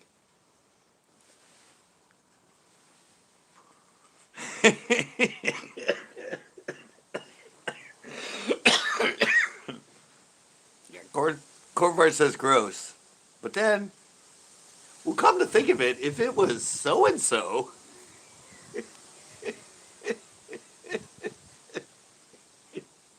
Gwyneth, ew. Oh, but wait. Come to think of it,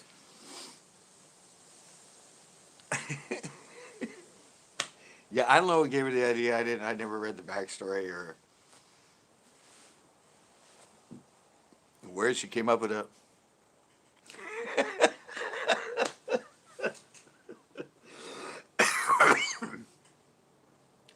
We gotta be.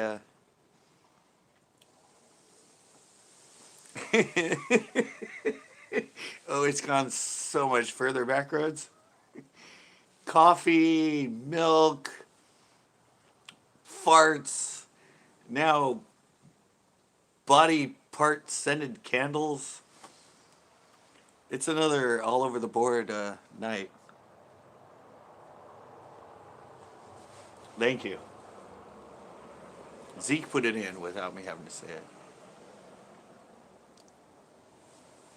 outside and inside now. Yeah, I said, I don't make this stuff up.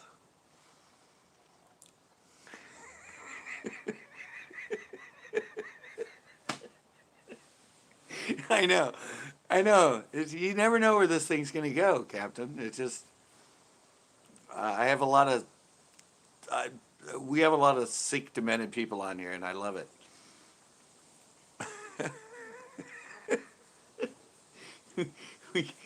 This one's not getting monetized.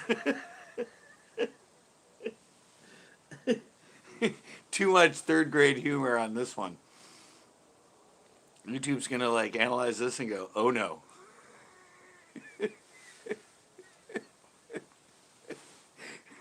I know, it's diversity, but YouTube goes, what?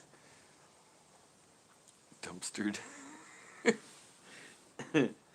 I said I do myself in on a lot of these streams because we have so much fun going into, hey Kill Hut, how you doing?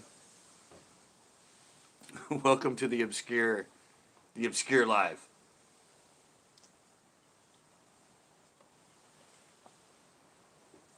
Yeah, it's, if you scroll through the comments, you can catch up.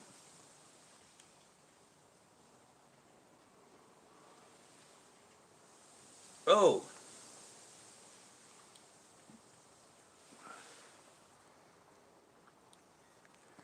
Oh yeah, what did the tomato? What did the one tomato say to the other tomato?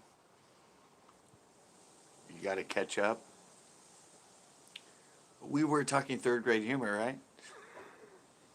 That's third grade humor. I don't know if I know where Kill Hut is from. Are you from Las Vegas? Where's the 702 Reno?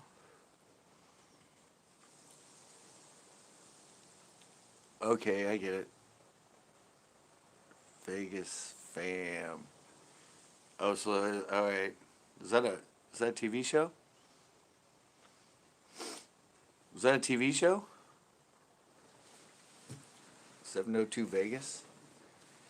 Oh, now I'm lost. Now we're into TV shows, guys. And don't go to Melrose Place, all right?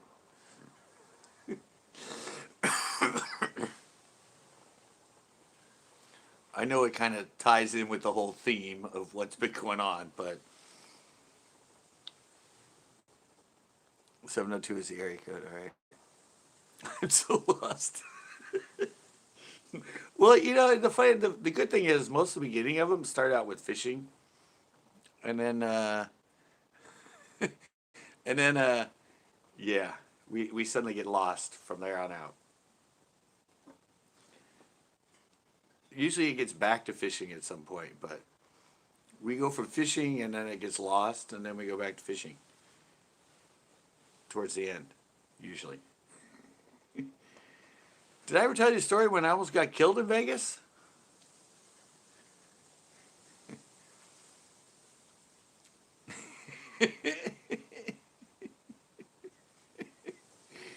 No, I actually did almost get killed in Vegas. I've told this story before.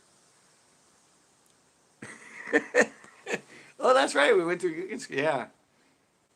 Yeah, I don't know. Somewhere, oh, me and Zeke got into a conversation, and then in the background, see, I remember it. I'm going to go. And then in the background, evidently, Captain and Corn got into coffee, and then I made a comment going, I love how there's this other conversation going on about coffee when I'm not talking about coffee at all, but me and Zeke were talking about old videos and tips and tricks and that. And then, yeah, and then the coffee thing, and then I went into the milk thing, and then we found out Captain is lactose intolerant, and then he said something about it gives him gas, and then that led to that, and then, yeah, I brought up the whole Gwyneth Paltrow candle thing, and yeah, so you're all caught up, Backroads?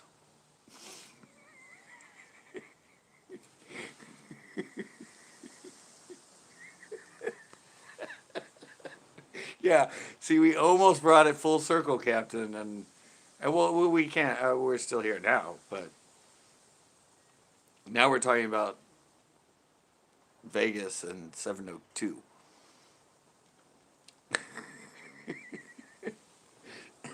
Now we're on to Vegas, and I said the story when I have video of when I almost got killed in Vegas.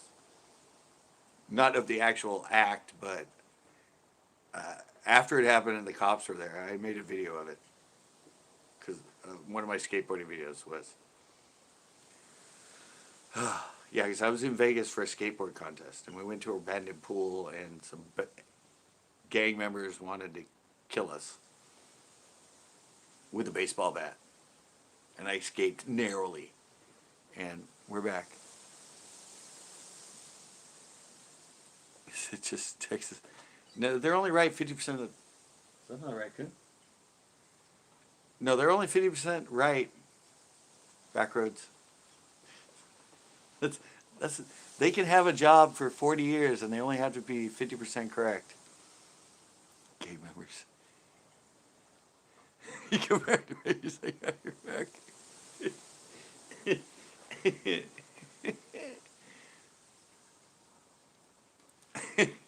Yeah, but they only have to be right 50% of the time.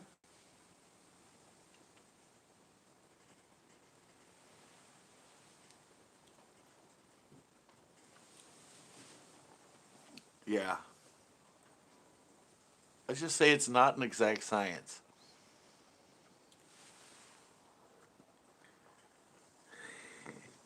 You really went to Thunder down in there beating with bats.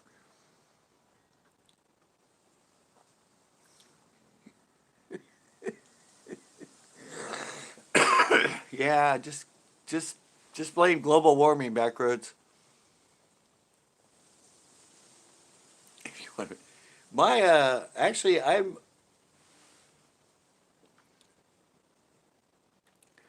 am actually related. Well, I'm related. My one of my dad's sisters dated a guy. Well, actually, I think they were married. She was younger. He was older. But he was one of the owners of the Golden Nugget, the casino in Vegas. I doubt it's still around. This was way back in like early '80s, late '70s. But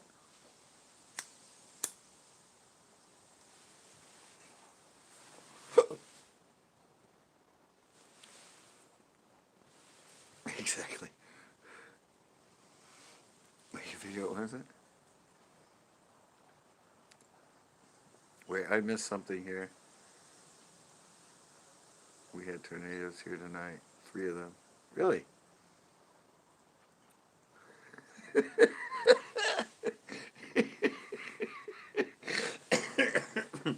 Yeah. Go down there, honey. Go down there, honey. I want to capture this. It's still, is the Golden Nugget still there?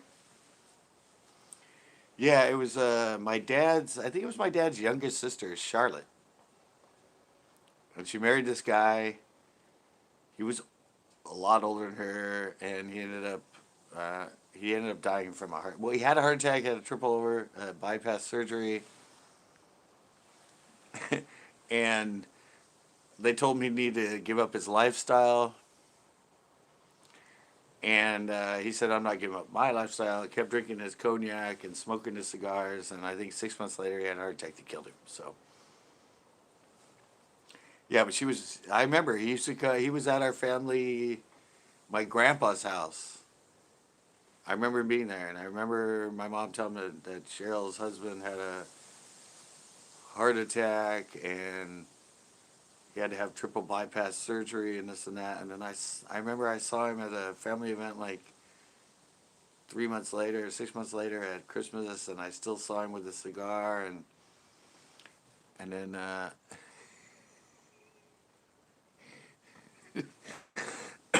And yeah, yeah, he got killed from the next heart attack because he didn't want to give up his lifestyle. He's like, well, I'd rather just die because I'm not giving up my cigars and my cognac. But he was, yeah, he was part owner of the Golden Nugget. I mean, come on, a guy that drinks cognac and smokes cigars. And I remember he had like rings and stuff, and he was like, two, you know, 200 pounds. He was like a big belly, overweight. Yeah.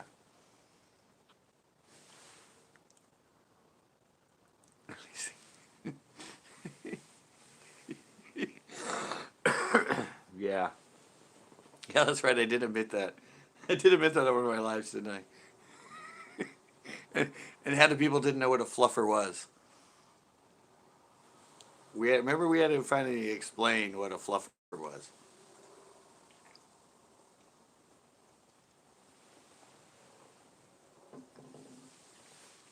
So yeah, I explained it to him.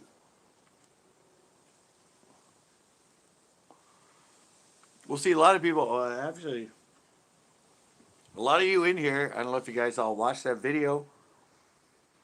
All the people with the that are members with the little badge. Did you watch the behind the scenes with me and Chris?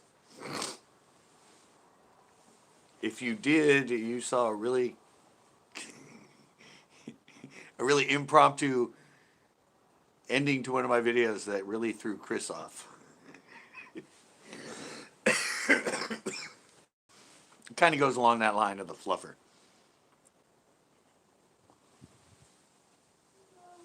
I thought it was really funny. Oh, look at that. I blinked. First time I blinked, and it's been almost 2 hours. Internet's getting better, guys. Internet's getting better. Yeah, I need to Tito's heading out. He's at work, guys. He's the one I filmed the show with today. Yeah, I need to start printing out transcripts. Transcripts of the comments from the lives. I think that would be great.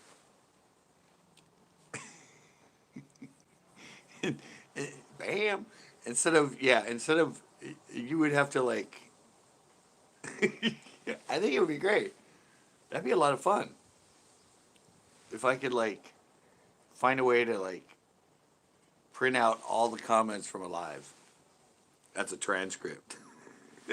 And then like have a place where you could go online and like just read the whole lineage of the comments. You wouldn't even have to see the live. The comments themselves would just be hilarious.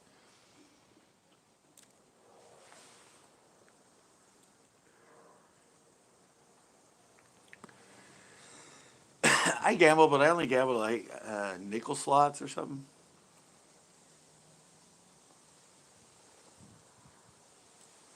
I'd go to the nickel slots just to get free drinks. Go figure. I think I've been to Vegas like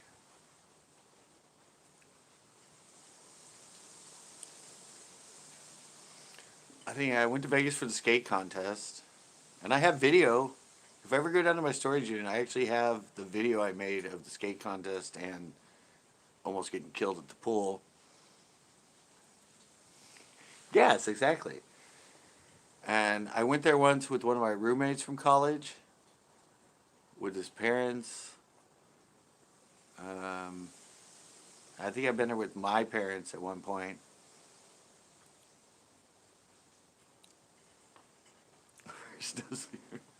Yeah, I think I've been to Vegas like 3 or 4 times.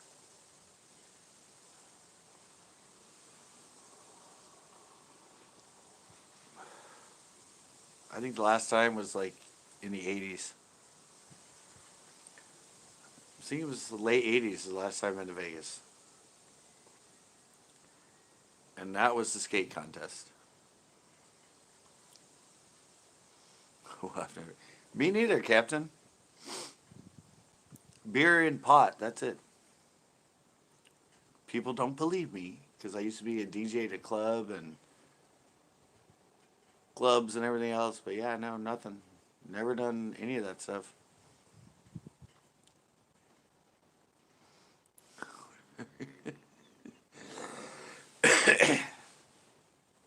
Yeah, no, nothing else.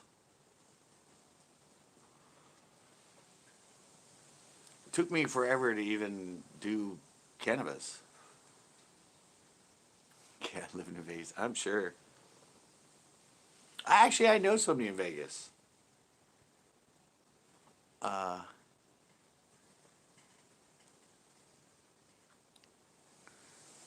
yeah, I'm in and out with it.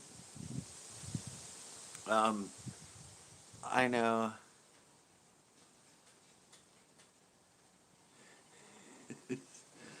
No, I've been around it forever. Just never done anything.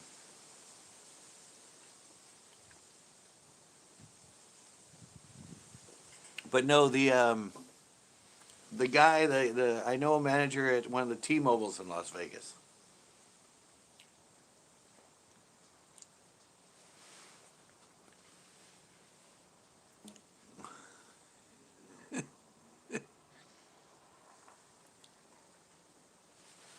Mostly race car drivers. Ah. Yeah, no, I just remembered I have that, yeah. He moved from here and he got a job as a manager at T-Mobile in Las Vegas. One of them. It's a path rump? Oh, is in path rump. Well, it's wherever the race thing is. He knows people because they're race car drivers. So that's where the racetrack is, right?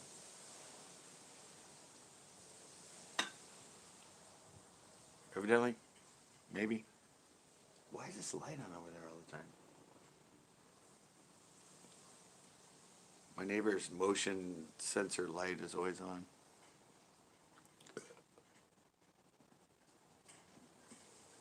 Oh, they lived there and they were, wow. All right.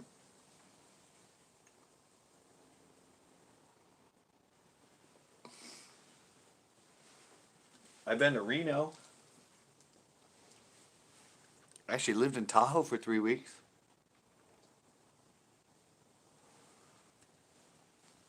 With my girlfriend. Because she worked at the ski resort and I was snowboarding. So I got to snowboard for free for 3 weeks.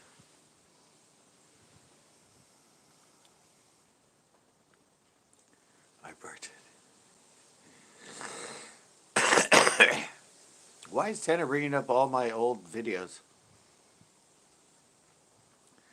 You had a girlfriend. Yeah, her name was, believe it or not, her name was Krishna. She was the skateboarder. She was actually a good skater. She skated vert. 1989. I have a video of her somewhere. Oh, because I'm looking at them. Yeah, I did a snowboarding video with her. I said I got to go to my storage unit because I have that video. I have that tape that has all my old skateboarding and snowboarding videos.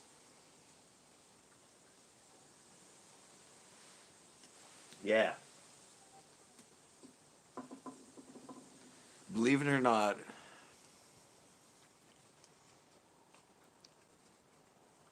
Oh, there we go. Yeah. Is that because of Zeke?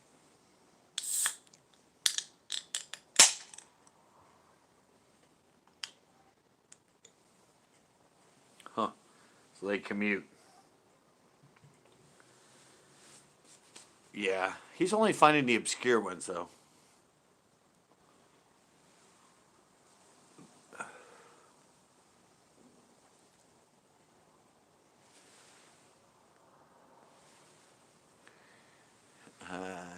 How you never do vert?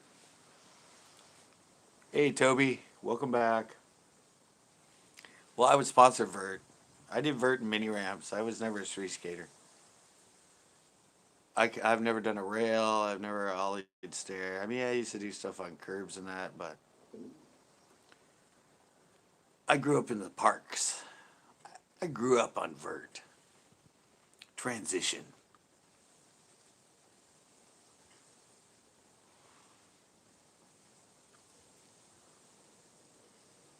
Yeah, I still skate. I did 3 skate videos. Find those, Tanner. I did 3 skate videos filming at the local park here. Just like last year or something. One of them I'm skating in. With me, it's just, yeah, falling down hurts way more. I'm not interested in what we're talking about. Something. All right.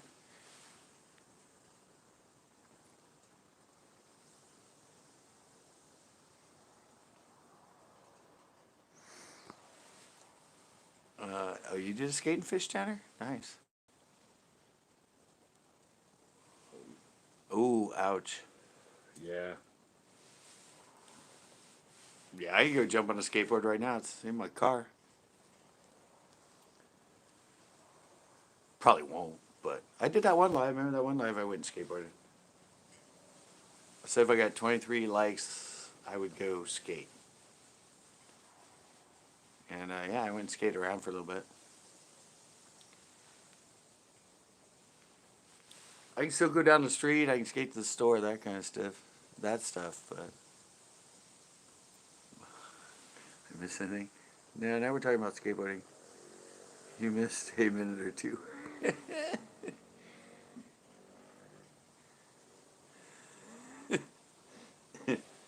Yeah, we haven't progressed too much. There was a lot of Vegas talk for a little bit, and now it's a little skateboarding talk. And evidently Tanner's bored, so he's watching my old videos because he's not interested in what we're talking about. So now you're caught up. It's like I always have to catch people up. Good thing I remember what's been going on. Oh, it's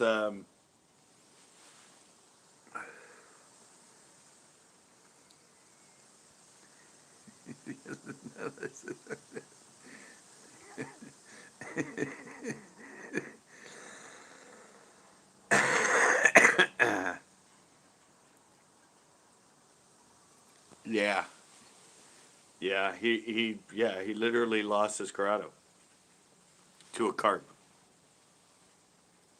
We were sitting on the bench, and a carp took it and launched it.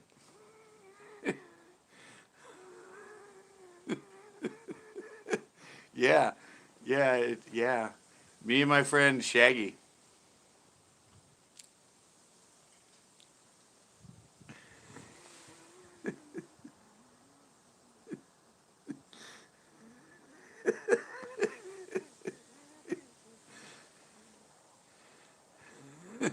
Yeah, and he just got the reel like 3 days before that.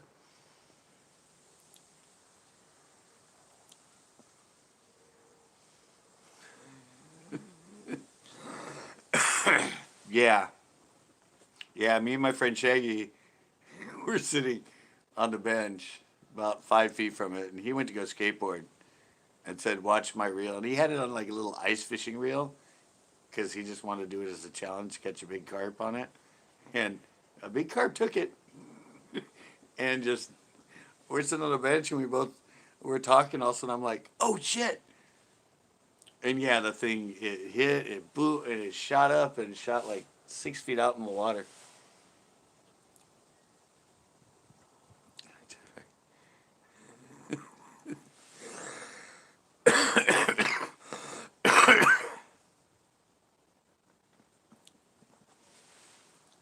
Was he mad at you?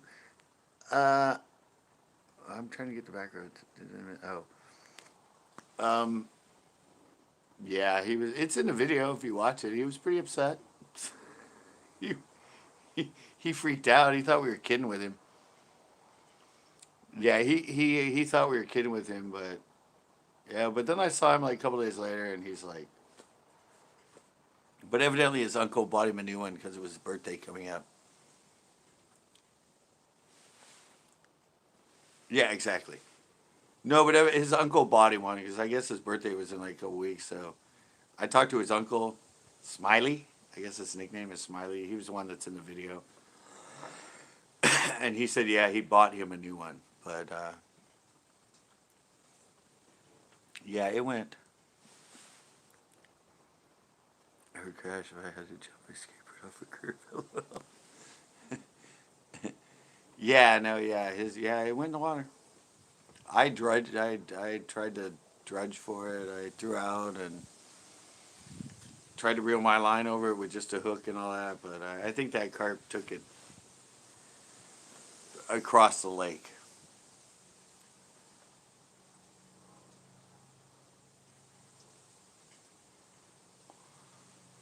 Yeah, it hooked itself. Yeah, it was it was what was $180 Corrado reel, something like that. He only had it 3 days, but yeah, it just happened, and it happened live. It was cool. I should have separated it and made it into like its own little short video, but I just left it in the whole full length video.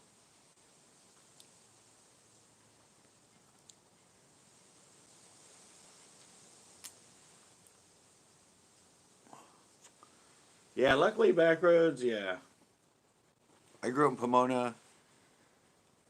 I've lived in I've lived in California my whole life, but I grew up in Pomona. I moved here to Pebble Beach. Then I lived in Slow. Then I lived in San Francisco, and now I'm back here. I've been in the same state, but I've lived in 4 different towns.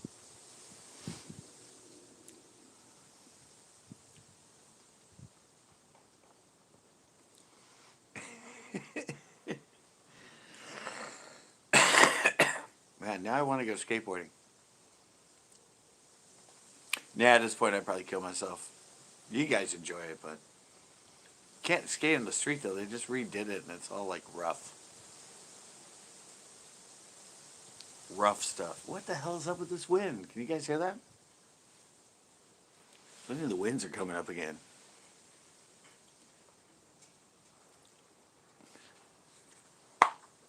Let me see.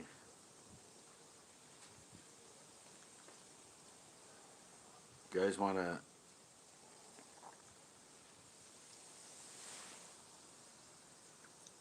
I was just thinking the same.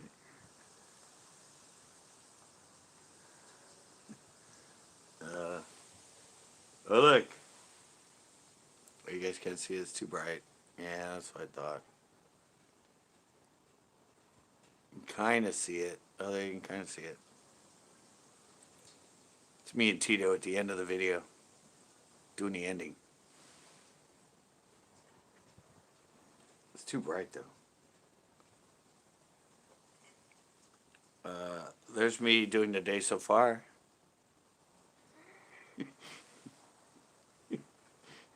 Shot the ground.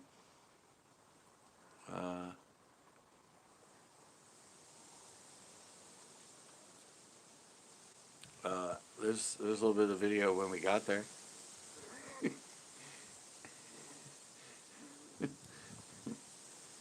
No, he's not. He's not shirtless. It's just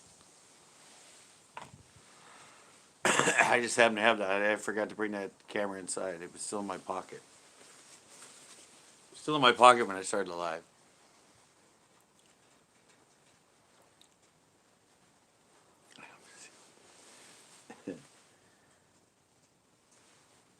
Yeah.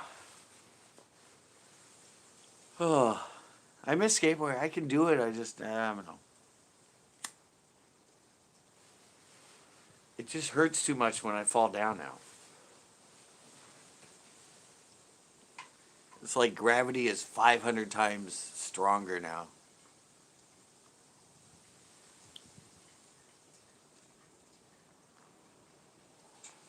Well, thank you, Tanner.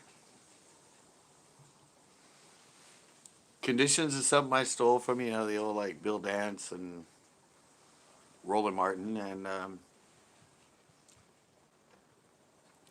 yeah, and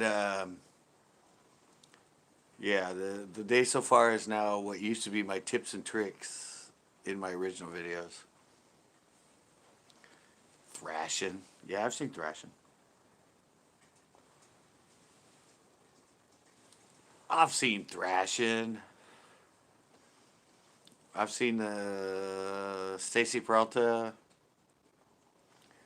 the documentary, and then they made it into a movie. But yeah, Stacy Peralta did a really good documentary about the birth of skateboarding with Tony. Bad Boy, it wasn't Bad Boy. No, Dogtown. They did Dogtown, the documentary, and then they made Dogtown into a movie.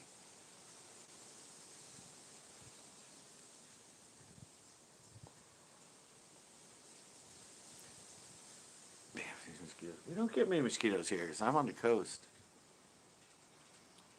Yeah, I've skated with Stacy Peralta. I skateboarded with him at Pomona Pipe and Pool at my skate park that I rode for. And I have a lot of the stills that are in that documentary. I have the skateboarder. I don't know if I still have them, but I have a whole stack of 19, like 77, 78, 79 skateboarding, skateboarder, skateboard world. And a lot of those stills he used about the L pool and all those pools. I actually have the magazines that the those photos were published in, that he used as archives and got a hold of for the documentary.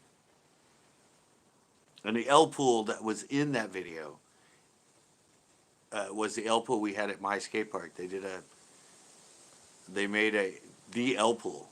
It was at a hotel that was abandoned, and it was a known skateboarding pool back in the late '70s. And they reproduced it at our skate park, Pomona Pipe and Pool, with the stairs and everything. Just a little skate history. And I have pictures of me when I showed you guys all of me skateboarding. A lot of those are in the L pool. Had the same blue tile, and it said like 5 feet at one end and 12 feet at the other.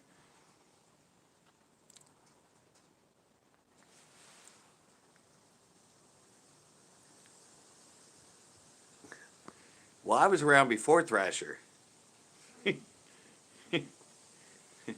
I was skateboarding when Thrasher came out, when it was the new magazine. Because it was Skateboarder. It was actually, I think Skateboarding and Skateboard World were the first magazines in the late '70s. And then Skateboarder came out. And then Skateboarder turned to Trans World Skating. They tried to mix in surfing and everything into the magazine. And that was like 80, 81 or something. Then that's when Thrasher came out. And I was at, I think, one of the contests I was at, they announced the new skateboard magazine called Thrasher.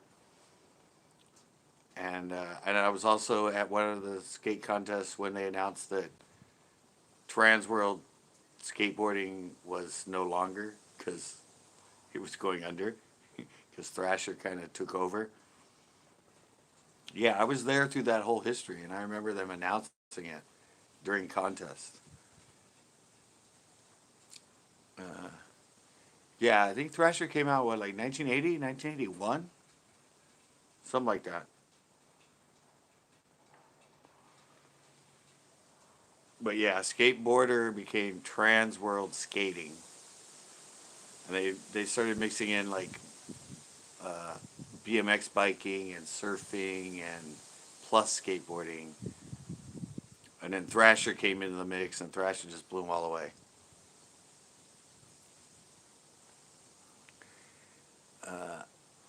Yeah, but skateboarder became skate Trans World Skating,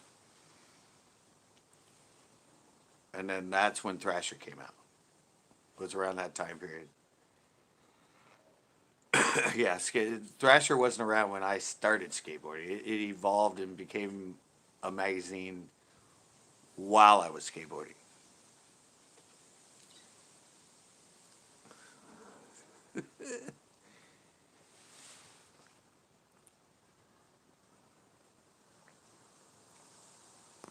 Oh, really? They only do two a year now? Thrasher? Huh.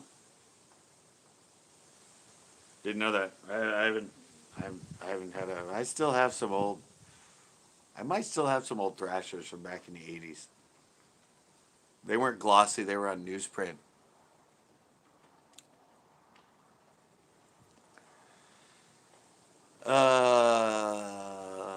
That video is about that year we had all the rains and the floods and all that stuff.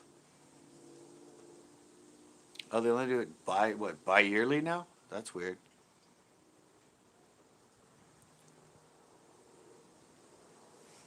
Trooping down it.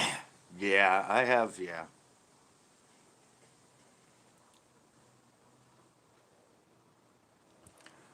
I actually was in, well, I have skateboarding news. And there was a newspaper that was about skateboarding, and I appeared in some of those, at least my name, and I appeared in the listing of the contest results.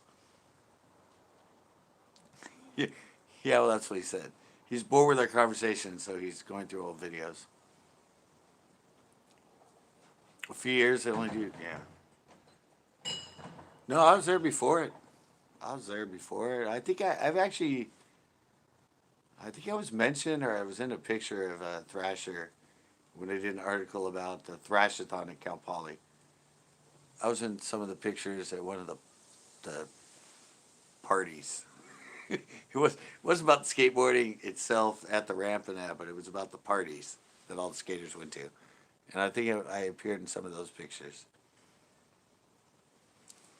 Um, yeah, but I have all those somewhere. I think I still have them in my storage unit. Or they were here. They might have burned up when my parents' fire burned their garage. I don't know.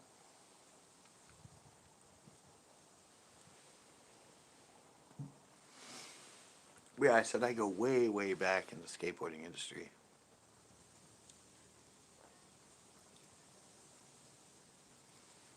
Paul Rodriguez. Name sounds familiar. Well, I used to have Skate Punk magazine.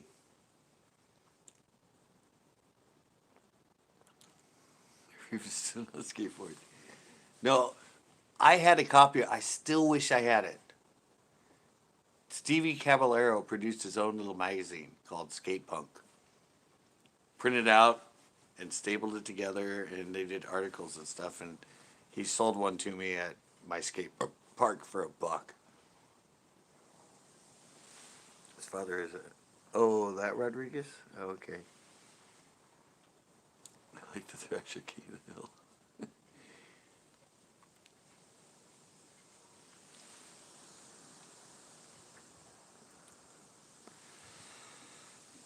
I used to skate with his daughter. Well, does anybody remember one of the most famous female skaters, Carabeth Burnside? I was really good friends with Carabeth. That was the same time I dated Krishna, who was a skateboarder. But yeah, Carabeth Burnside. She was one of the more well. I think she became a pretty known.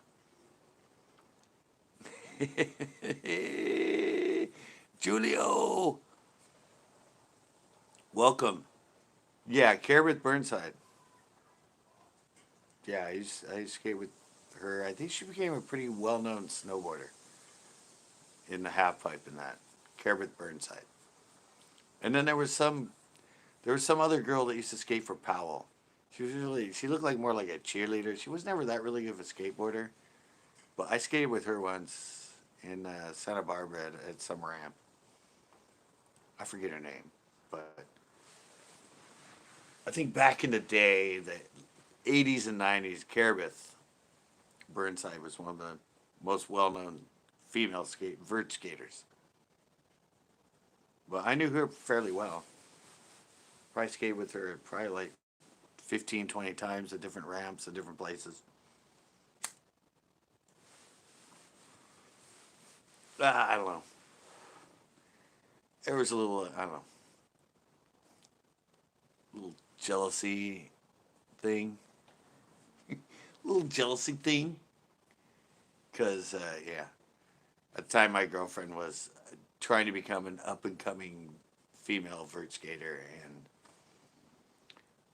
she was a little jealous of the fact that I had a relationship with Carabeth. But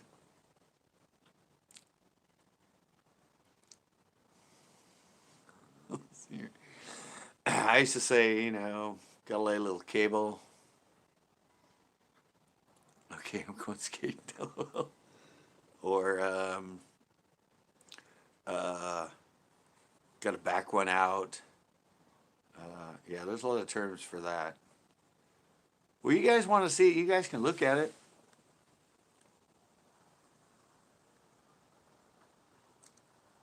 don't see the light.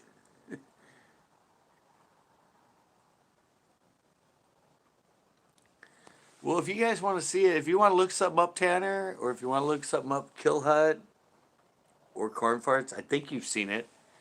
But all you gotta do is type in old school vert skating circa 1988.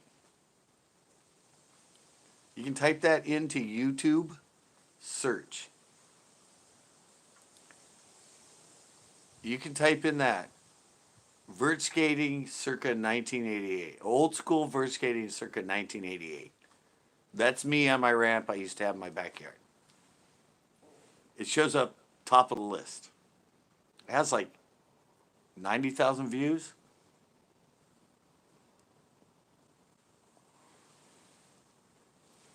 I don't know. It's close to I think it's like 80 or 90 now. Yeah. It's way back on my channel. But yeah, if you just do that, old school verse skating circa 1988, it shows up top of the list. Me in my backyard on my ramp.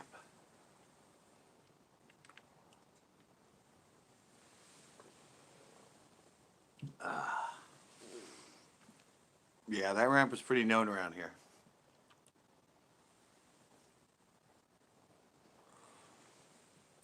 Oh, is it 51? All right. Sorry, not as many as I thought.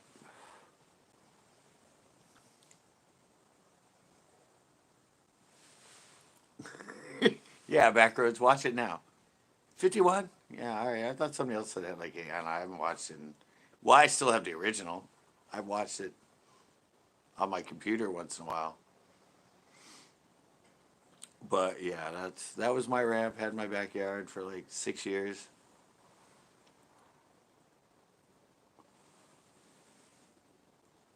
Me in my way younger years, as that was kind of yeah, it was kind of the actually no, because I skated into like the early '90s.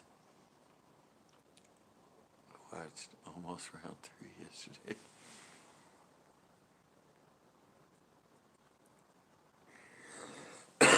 Yeah, Backroads, watch it. You'll see me as a totally different person.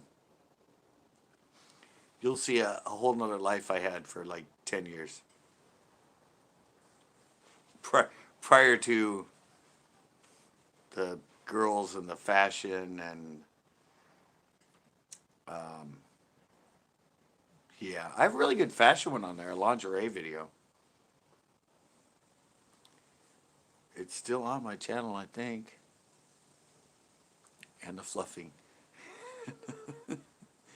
Actually, I think my fashion show is still on there.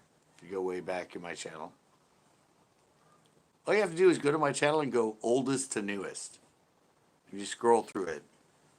Uh, there's a couple of my fashion videos on there, my skateboarding video. Uh, yeah, there's a fashion show video. I think there's two of my fashion videos that I made. One's a lingerie video. Everybody says like softcore porn.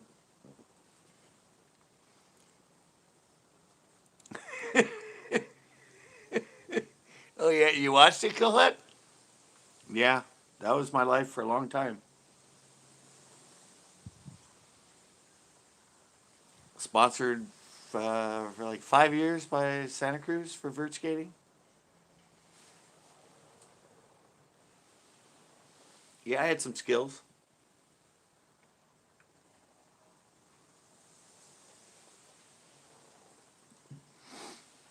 I had some skills back in the day.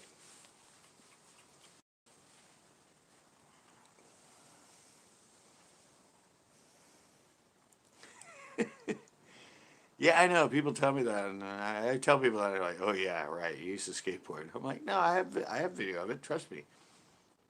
I have tons of other. I need to go down to my.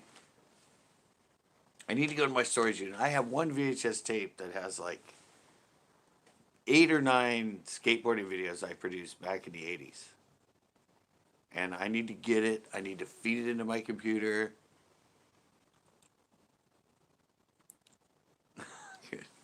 Yeah, no, I used to fish during that time too. I actually had a bass boat and fished every time when, yeah, I fished a lot. I didn't obviously didn't film back then. I didn't. Actually, I think the first fishing video I filmed was in 1989. That's on my left side too. When I got like the funky 80s hair and I'm wearing like a day glow orange freaking sweatshirt. And then we were fishing at Laguna.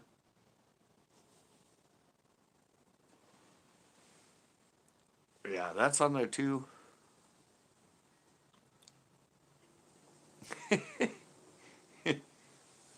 Thanks. It was years ago. How long ago was it? 88, 98, 2008, 2018. Yeah, that was 32 years ago. That video was 32 years ago, guys.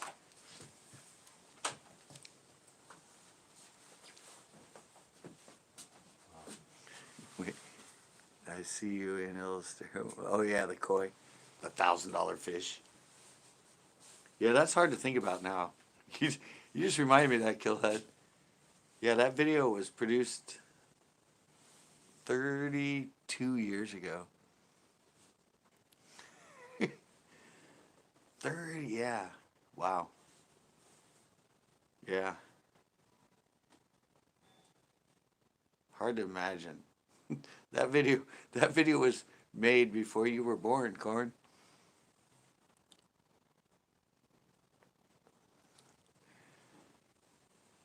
Yeah, yeah.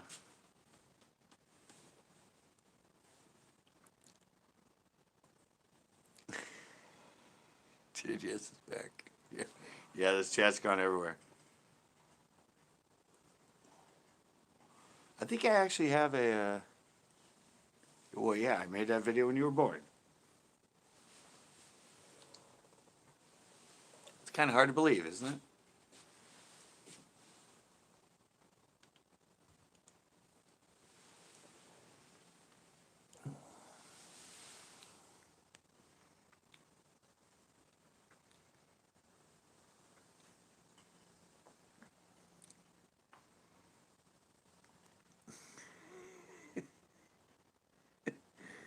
I was, I was just watching.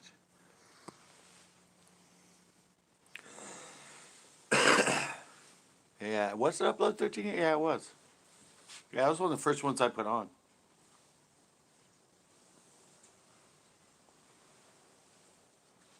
Yeah, back rows. Yeah, that's old school. Yeah, I didn't get going until 2000, early 2006, like January, February 2006.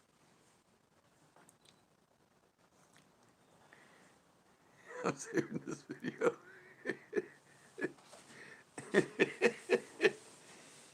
Yeah, I have other ones though. I have like, I think I have two or three others that are in my storage unit on a VHS that I produced on that same ramp. It's on a, I know the tape. I gotta go get it. I've never uploaded them. None of the other stuff other than that one has ever been put on video or on YouTube.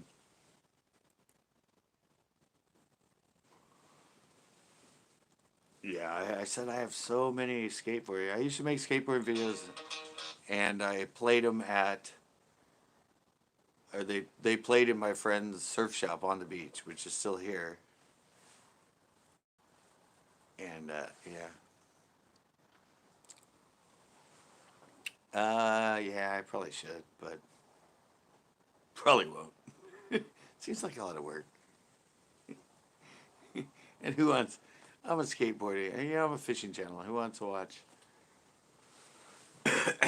all that older stuff? That was a cool video, though.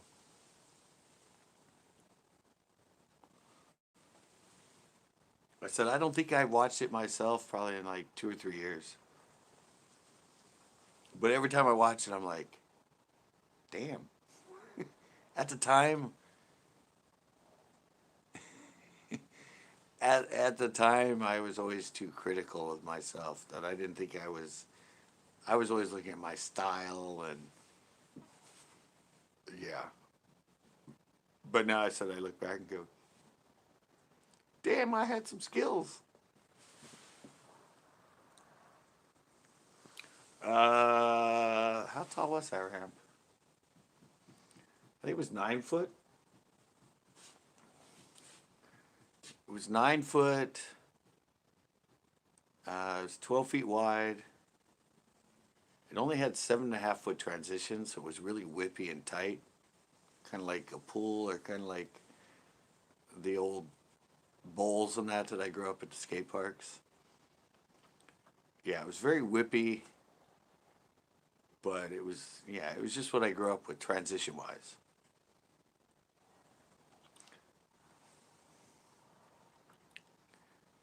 I just I just said that. I owned one of Stevie Caballero's skateboard magazines. Yeah, I built that whole thing myself. I literally built that whole thing myself. Nobody would come over and help me, but they all came when I got it done and they would skate it. But yeah, I laid, yeah, I built everything.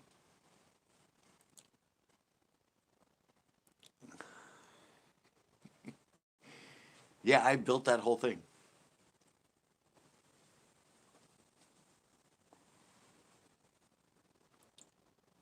Only nine. Yeah, I said it was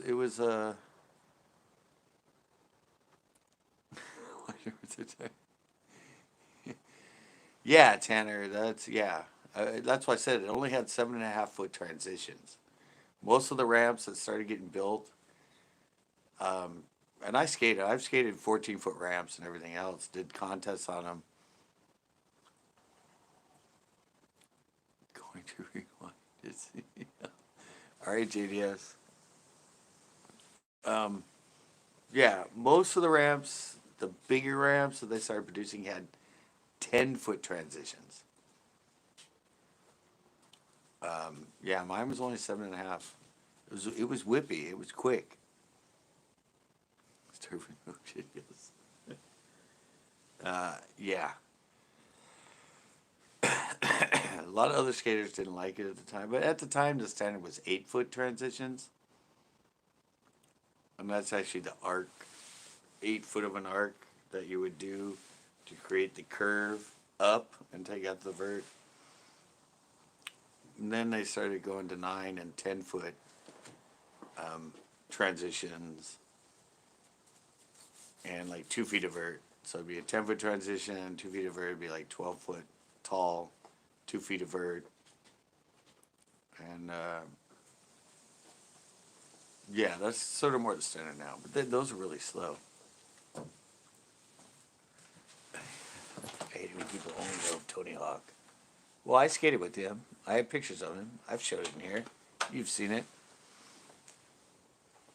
I skated with him when he was 12, and I skated with him when he skated at Caballero. He's like 2 years younger than me, I think.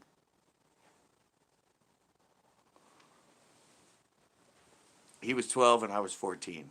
We were buddies. He'd been to my house. I used to skate with him all the time. I said I have pictures of him at my skate park. I've shown him.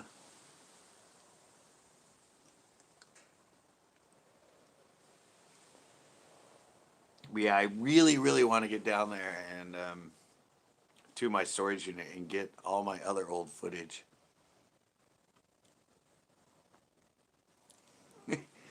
But yeah, Caballero. Yeah, I skated with Caballero. I have pictures of Caballero.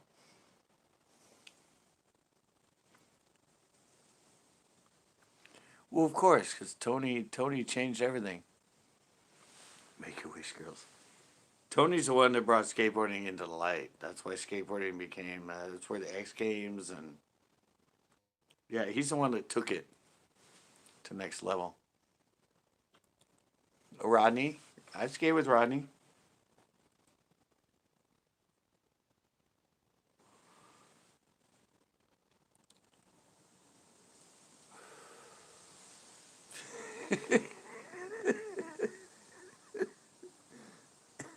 Because of PlayStation. Chris Hines, but started. Well, does anybody remember Steve Rocco? Steve Rocco is another big time freestyle skater. No, Rodney was actually at the tournament, or I skate with those pictures I have of Tony at my skate park. It was during a professional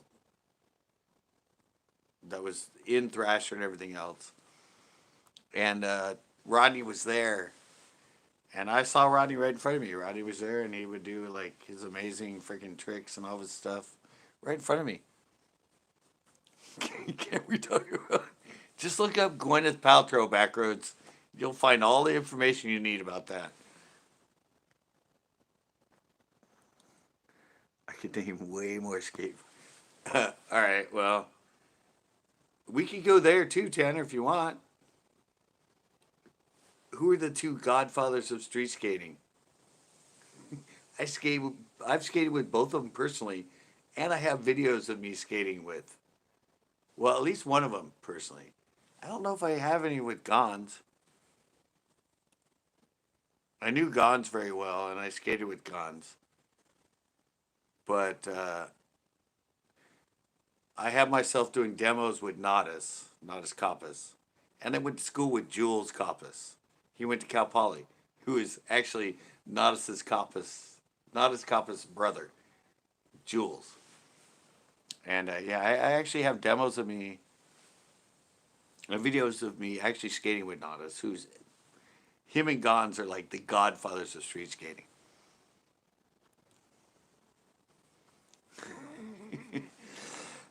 Yeah, so yeah, I wasn't a street skater, but I Rodney Mullen was, well, he was a freestyler. At least a steamer, I don't know.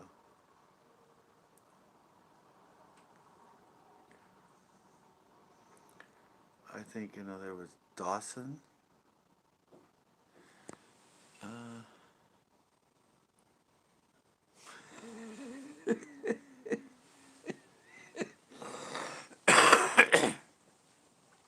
yeah, no, I said, yeah, no, yeah. I personally knew Rodney Mullen. I met and knew Steve Rocco. Um, I actually know and met Gator, Mark Gator Rogowski, the one that's in jail for murder.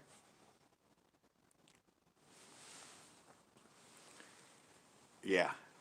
I actually have the hard copy when they did the story on Gator and him murdering that girl.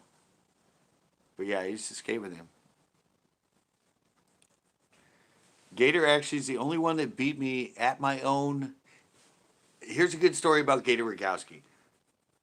We did a cross country thing at my skate park, and the the cross country through the snake runs and everything. Um, that was my trail that I used to do just for fun at the skate park. It was my skate park, and I skated for it. And I remember Peter, who was the manager of the skate park. They were going to have one of the ASPO things at. It was in the half pipe, but they needed another venue. And a lot of times it was like slalom and other stuff.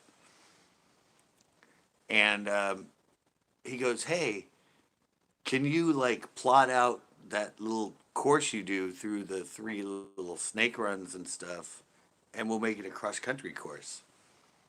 Uh, and I went, "Yeah, sure."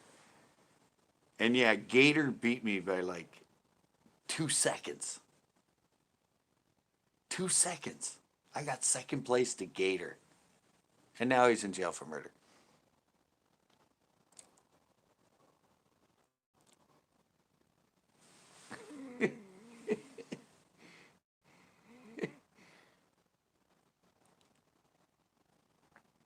Oh, really? Skateboarding?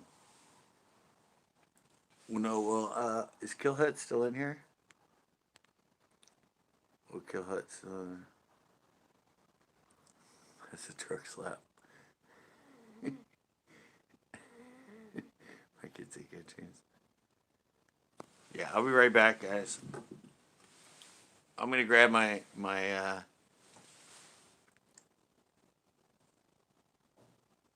every truck's loud anyway. I'll be right back. I go to the bathroom, but I'm gonna grab my thing again.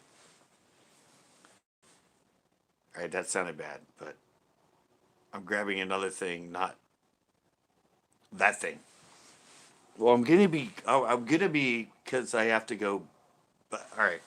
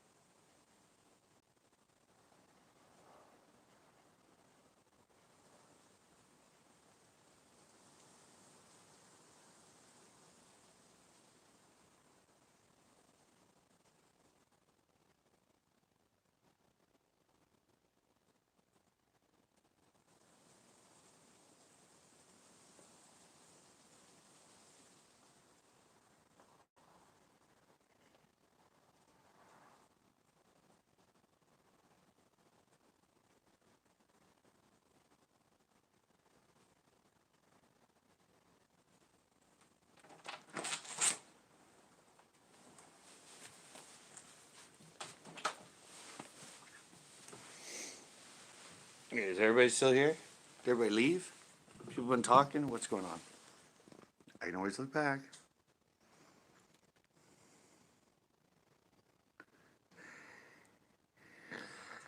All right, here we go.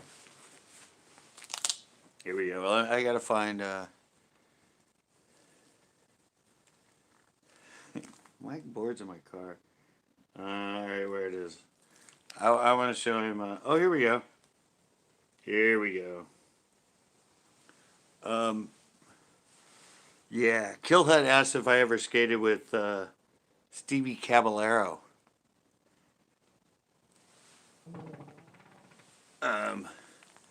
Here's a picture from 1980. 1980, Killhead.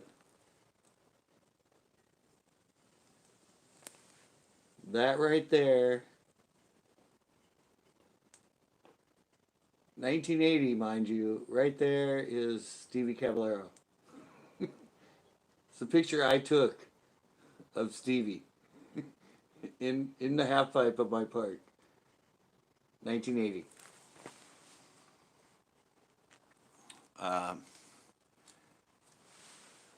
So yeah, I knew Stevie. And yeah, I have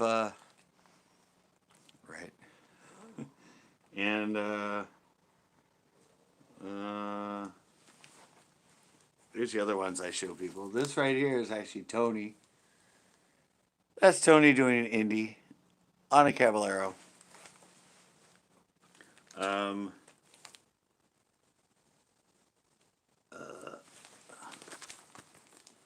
That's Tony.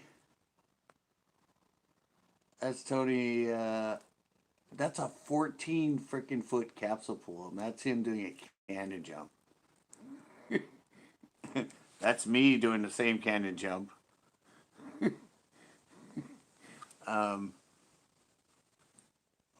That's Tony right there. This is Tony. This is Tony doing. That's an invert, guys. But that's actually invert to fakie. Look how vertical he is. That's not just a normal invert. I mean, back then inverts were very new. That's an invert to fakie.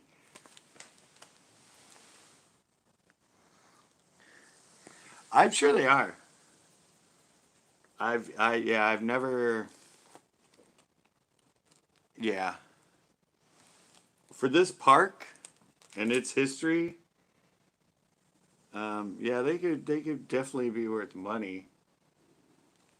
That's Chris Miller right there. Um, that's actually, it's hard to see him. It's really dark. That's actually Neil Blender doing a frontside invert.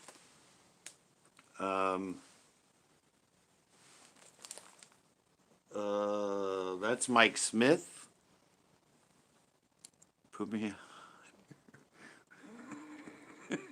That's actually Mike Smith. I don't know if anybody ever made the Smith vert. Mike Smith, he escaped from Madrid. That's actually, anyway, it's hard to see, but that's actually Steven Cavallero again.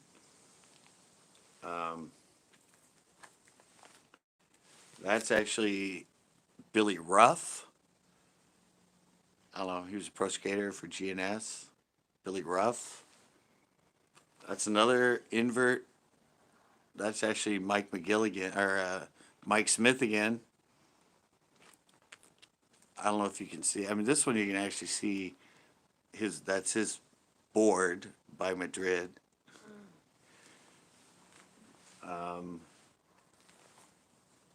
Yeah, where else? There's some more here. Well, I think.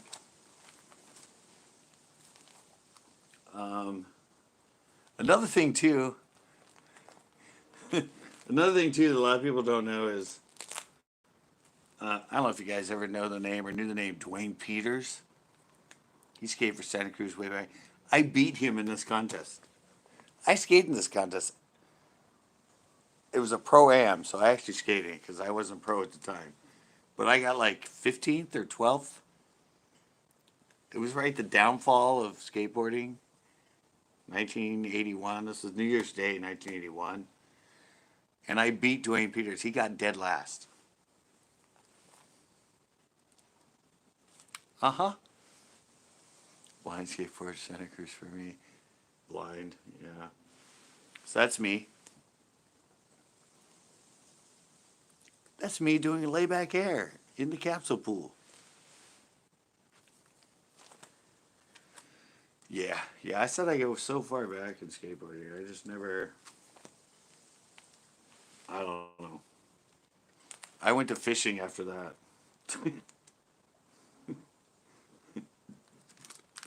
I went to fishing.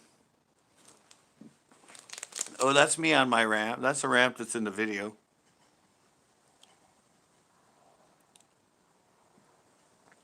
That's me doing an invert on that ramp that's in the video.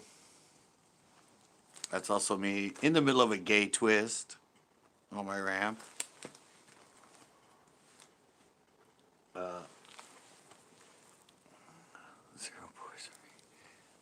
That's me doing a layback air on my ramp.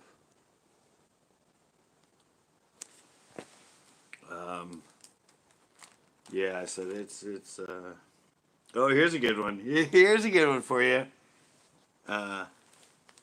Remember I was mentioning Gator? Mark Gator Rogowski that used to ride for Vision and is now in jail for murder. Look what board that is right there.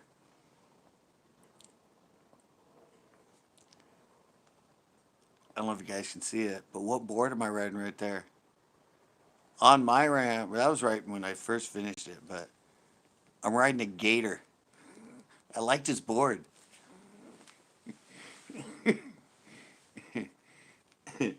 Yeah, there's another one with me doing an invert on the Gator. Yeah. And like I said, yeah, he ended up murdering somebody.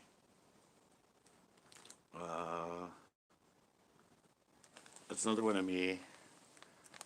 On my ramp, doing layback air.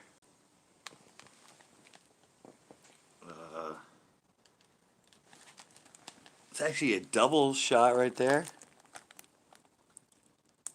I don't know if you can see that. There's too much reflection, but It's me doing a backside air over the top of my friend who's doing a grind underneath me. Yeah. Back in the day, we needed doubles on a ramp. Yeah, I had some of my own tricks. There's me doing a grind. Check out that hair. Talking about a flat top, guys. Look at that hair. Oh, yeah, baby. Oh, yeah. It's me at a street contest.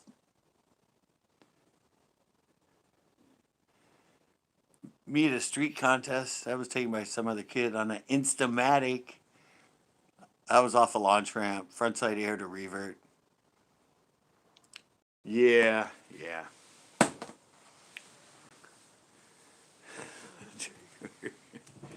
Oh yeah, yeah. I said I really need to go down and get my VHS tape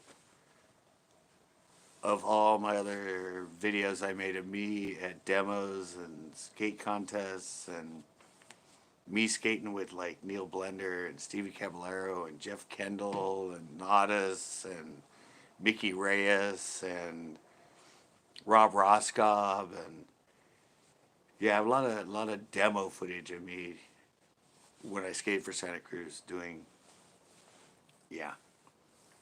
And I have that Vegas one where I almost got killed. I have that video. I have one of video of me at a skate contest at Vans, at the Vans factory at their skate park.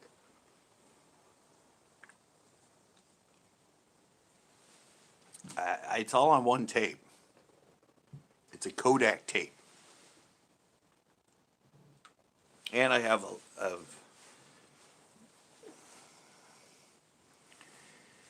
yeah, it was a street contest in Vegas. I also have VHS that has all the raw because I fed the raw in, and then I had because back in that day I had to feed it through a capture card, real time. I have all the raw footage, but I actually have a one tape that's all the finished product that I just taped them all to.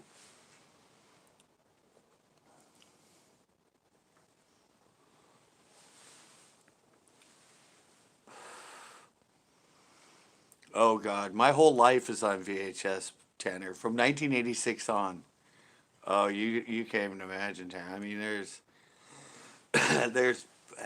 college parties. There's oh yeah, my whole life from '86 on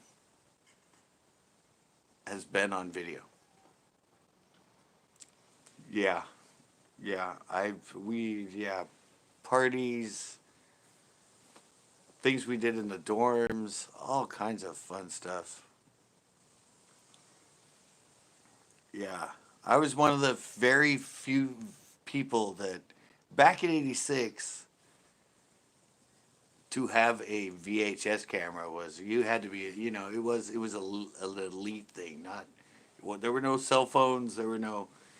It was like a the camera was weighed 6 pounds. It was huge. I had that fisheye camera lens for it, and yeah, nowadays everybody's life from like whatever 2000 on or whatever is on video, but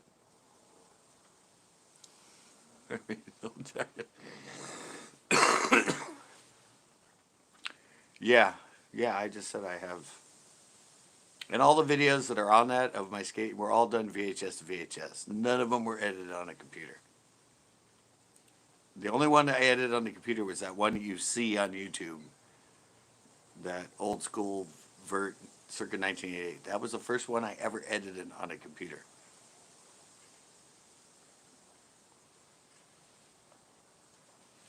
But yeah, you guys got to look up the.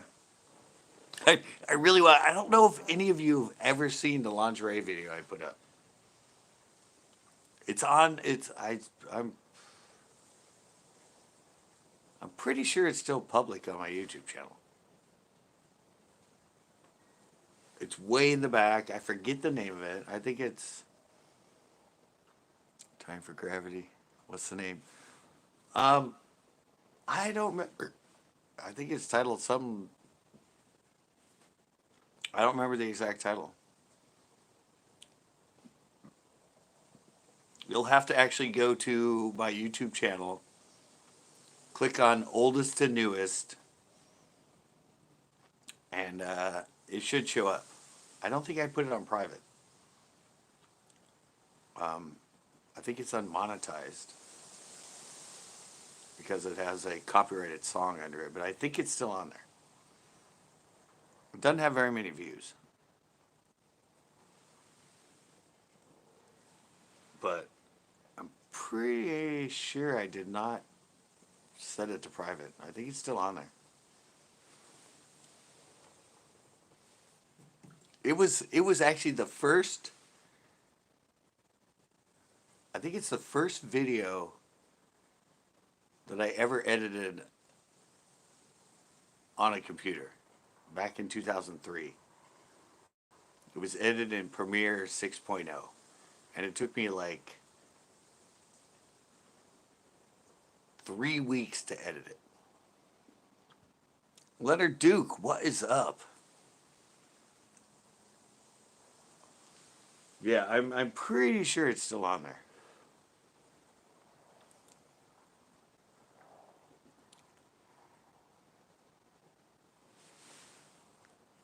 Yeah, you can. Yeah, just don't monetize them. You're fine. I'm good. We're just we. This has been all over the place live. Well, I'm almost 3 hours now. Damn, dude. What the hell? Sorry, time flies when you're having fun. Yeah, we've been all over the board. Now we're back to my old skateboarding stuff because a lot of people haven't seen it. Now, trying to get people to check out my old, when I had my clothing store, my old lingerie video that I put up.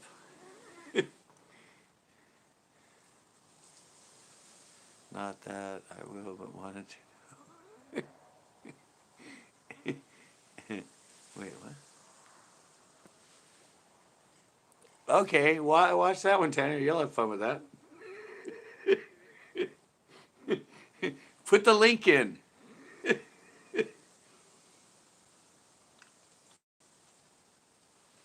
You're a mod, Tanner. Link it. There we go. All right, guys. We already went through the skateboarding part of me. Okay, I'll watch later. Yeah, but anybody wants to watch it right now and comment on it, he just put the link in.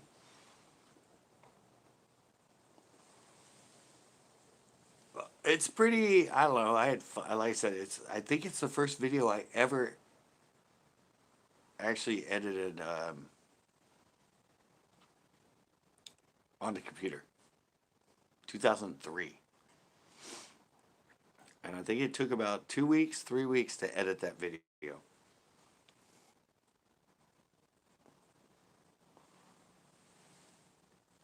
It's yeah.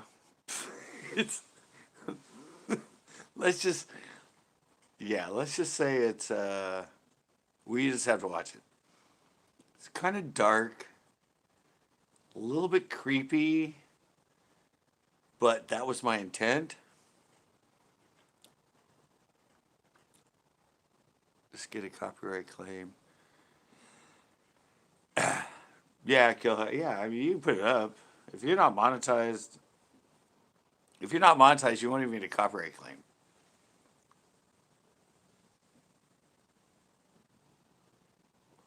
Or you might, but you don't have to do anything about it because it's not monetized. It'll still play.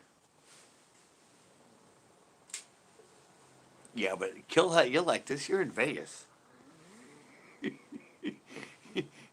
You're in Vegas, Kill Hut. Watch that link.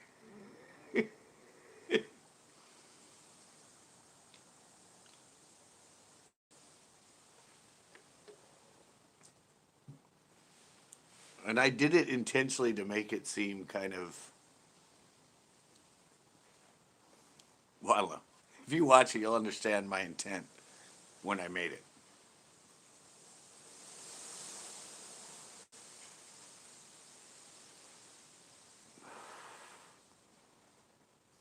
yeah, that was a good one. I'm gonna have to go watch it after this because I'm remembering it now.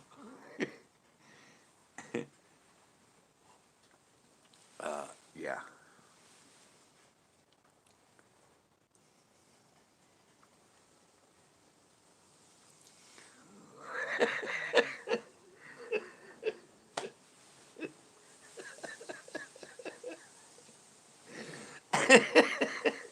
I said everybody said it was like software corn, software, soft, yeah.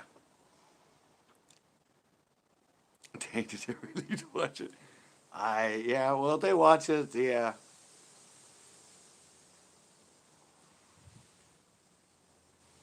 I don't know. I think that's one of the best videos that I've ever taken. I've ever taken. It's probably the first video that I've ever taken a concept I had in my head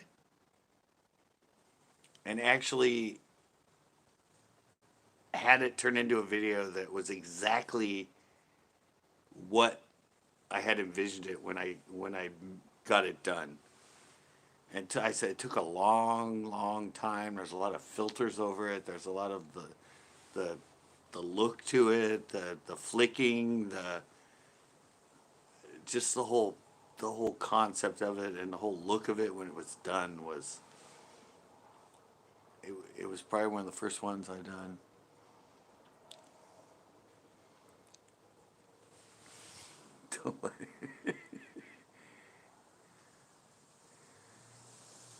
The old movies.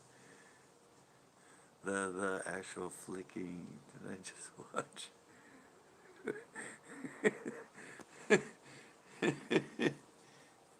You couldn't watch it that quick, Tanner. It's like 5 minutes long.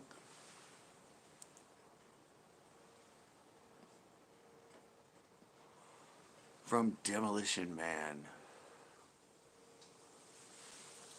Was it? I don't know.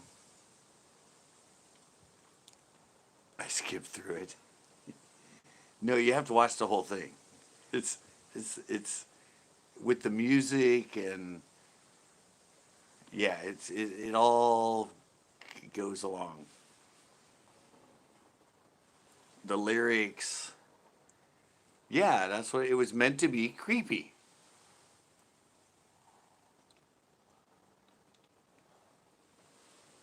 That was the whole intent. They put the headset on and have. I don't know. I don't think I've ever seen Demolition Man. I know it's a great movie, but I don't think I've ever seen it. That wasn't in my intent. That was all original content.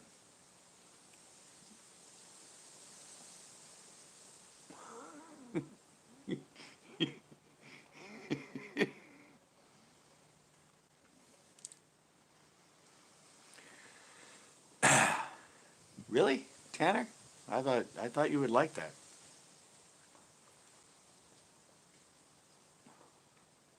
It's similar. Is it? I'll have to watch that and see. Maybe they watched that video and that's where they got the idea.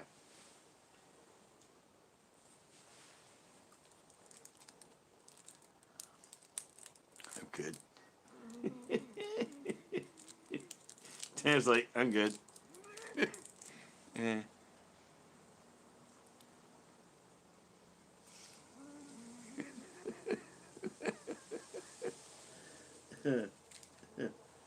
Yeah, no, I just oh,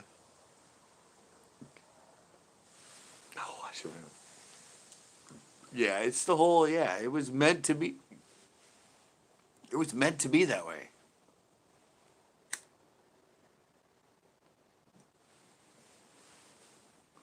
I said that was one of my videos where I went, wow. I actually nailed it. Like my concept, my intent, filming it,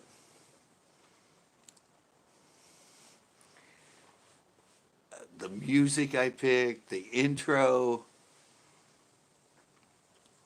yeah, just everything about it became exactly what I had in my head when I made it. Most of my videos don't end up that way. I have an intent and a thought, but it just never ends up being exactly the way I thought it. And it's this creepy, dark, weird one that ends up being exactly what I thought. So, yeah, I'm waiting to see if Killhut watched it. Did Killhut watch this? Is he still in here? He's a Vegas man.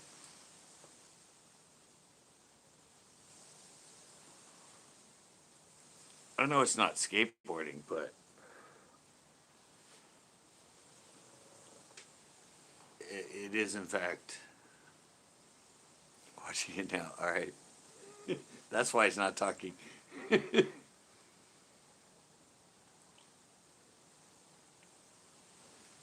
Um, yeah, no, I really like that one myself, just because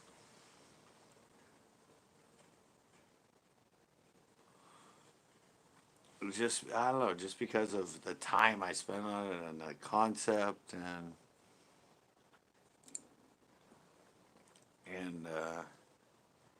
the kind of feelings because I made that I put that on a video and I gave it out to people. They came into my store and said, "Oh, here's my new video about my clothing. It's a lingerie video."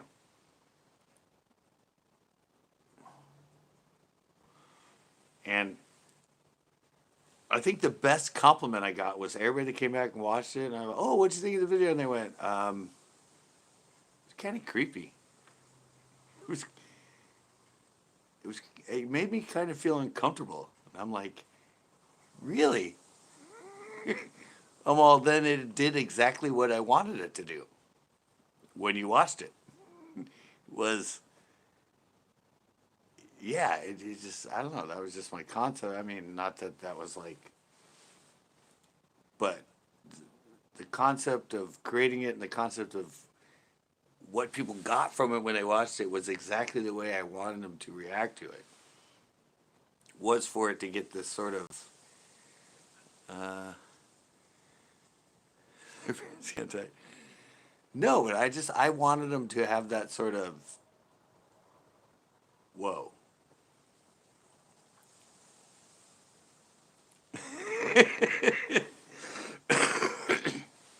Yeah, that's it. But it was just funny because that was the first time that my intent of the video was exactly what the people that watched it came back with me with. Because I didn't tell them, oh, here's my lunch radio, check it out. Told them nothing about anything. And when they came back, I'm always thinking of the video, and their concept was, wow, that was, I don't know, it was, I felt kind of uneasy. It was like kind of weird. Yeah, it was like, it, I don't know, it was just like I said, it was my uh, first response back of creating a video that I intended to have or to give people that feeling, and when they watched it, yeah, that they actually all of them said that same thing. They're like, um, yeah, uh, uh, yeah. It was, and that was my girlfriend at the time, and that was filmed in my bedroom, and just the whole blue color and the flickering, and it was kind of meant to have that sort of creepy, sort of weird sort of feeling.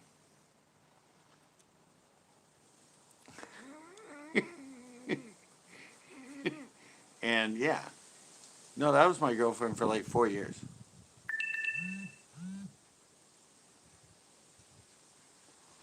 Yeah, that was my girlfriend for 4 years, and that's why she was so into.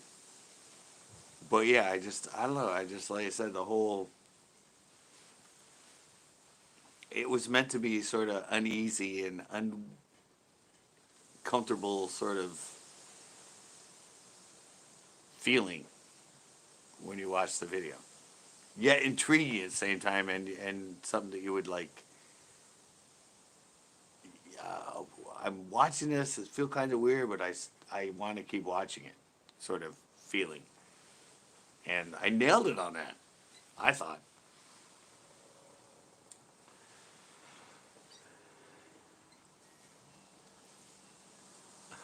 Watch it again. I promise. Yeah.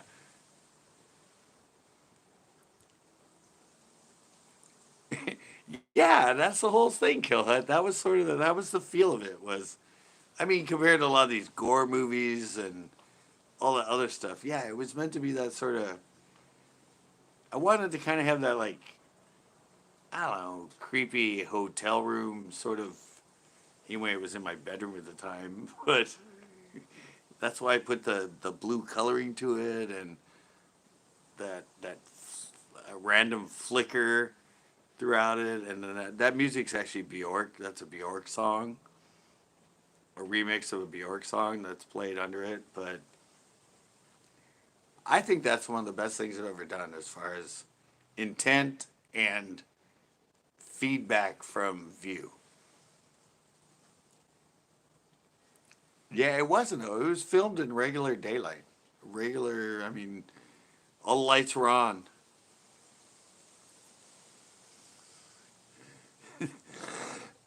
No, all the lights were on. I mean, it was filmed in normal, full on light. It was just the filters and all that stuff I put on that made it look, give it that sort of black lighty sort of feel. But no black lights were used during the filming of it. That was all filters through um, Adobe Premiere.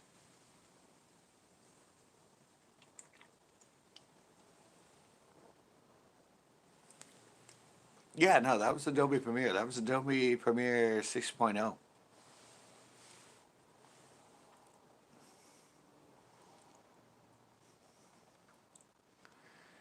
Nothing. I've never done any of that stuff. That was all just out of my pure, sick, demented head.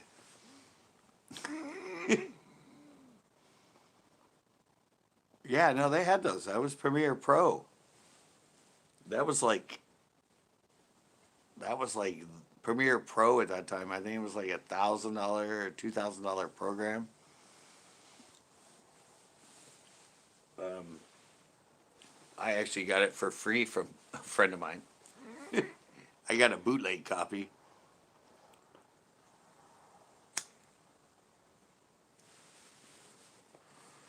But yeah, Premiere, yeah, they were really good at that then. Their platform was slow. You couldn't watch real time, but it was the professional editing software at the time.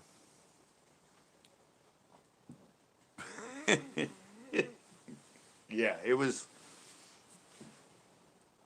Yeah, and I think that 5 minute video, like I said, it took me like 3 weeks, 2 3 weeks to edit that five minute video. And I think with my like desktop at the time, that 5 minute video, I think it took it like 3 hours to render it. 3 hours to do a 5 minute video because of all the filters and all the flickering and yeah, it was. I mean, I still remember in my head. Why did I restart it? Yeah, I said you rewatch it and you watch it, and I said just the concept of it. And if you listen to music and the certain parts where and the fact that just the song itself go. I mean, this is getting dangerous and all that. Just the words that are in it and the way I made it kind of look like it was like some sort of creepy hotel thing going on and something you don't really want to watch, but you want to watch it and should have way more likes, damn it. Yeah, you gotta remember I put the how old is that video? I put it on in 2006. Yeah, she let me film it. Hello. She was into it. I had a clothing company. That was 12 years ago, was it? All right. Yeah, that was 12 years ago. As Tanner just put up. 12 years ago. I said that was 2003. That was like when video editing on a computer for consumers just became viable and feasible. It was slow as hell and it was hard. I mean, the processing speed, everything else. Really? It only has one like? I can imagine. How many views does it have? Doesn't it only have like 100 views?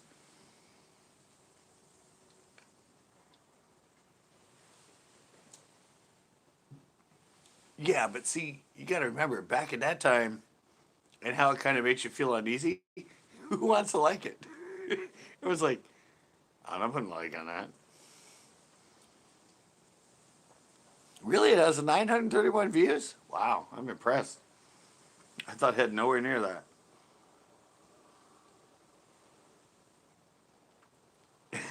Be right back. Oh, I'll be right back. I gotta watch it again. Yeah, that was like that's Profuse and Fozzie. I know, and Fozzie was pretty damn funny. You gotta admit, Tanner. Fozzie's walking the wood and him getting shot and going down. That is hilarious. I could probably run that on TikTok and get like 10,000 views.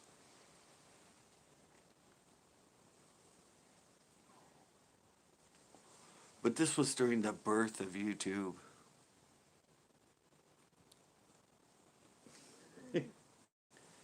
I know it's great work. It's just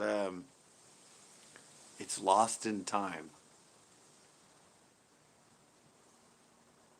Yeah, I'm gonna have to rewatch it. I haven't watched that thing in probably like I said myself like 3 or 4 years. That was old.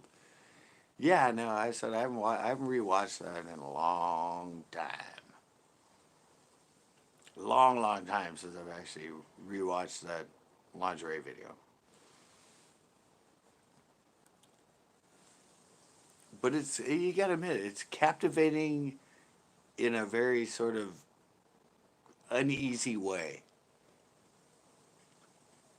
No, I don't DJ. I could still DJ.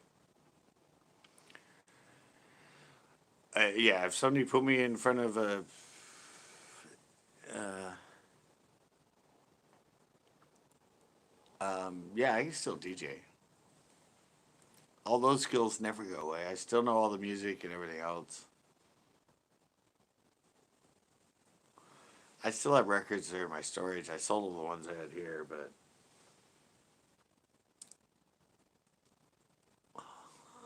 kids do.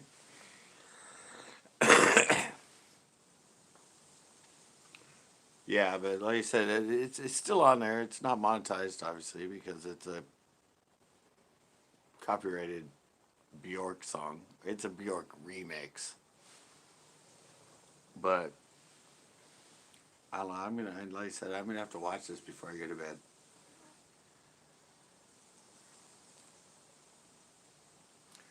No, real DJs do still use records, Kill Hut.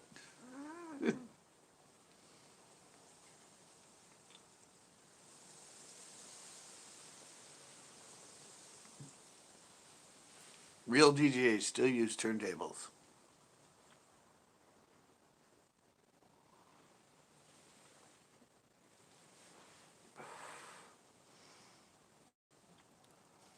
Yeah, I still have tons of vinyl in my storage unit.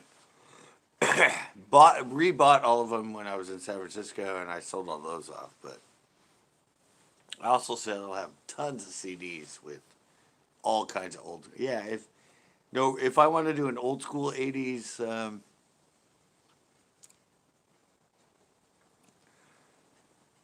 oh yeah, No, but if I wanted to rip out a really good like '80s session of alternative '80s music and all that into late '90s indie '80s revived sound stuff like Ladytron and all these other and Postal Service. Yeah, I could rip out a really cool old '80s party, and I could have like I could do 6 7 hours without never replaying the same song again, and keep the flow going.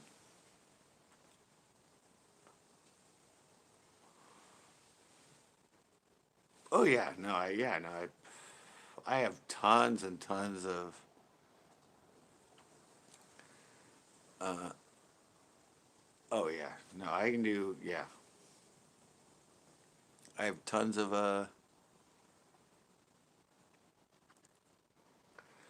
yeah vinyl. They're doing cassettes again. Kill Hut. They're still doing cassettes. A lot of the new hip hop and all that cassettes are back. They're doing cassettes.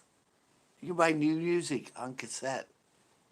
Yeah, no, but yeah, no, I have like yeah, almost everything, even from the '80s stuff. '80s is when actually techno and house and that sort of stuff and the remixes came out. Yeah, upbeat, fast. Yeah, I mean, I have all kinds of old like techno remixes of earlier '80s songs, and yeah, I still have all that. It's all a lot of it's on CD. I still have it here.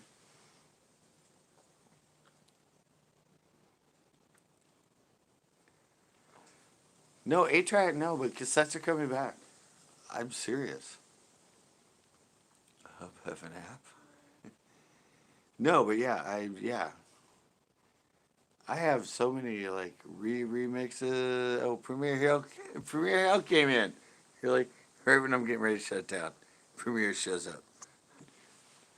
I'm at 8% battery, buddy. You've missed all the stuff in here.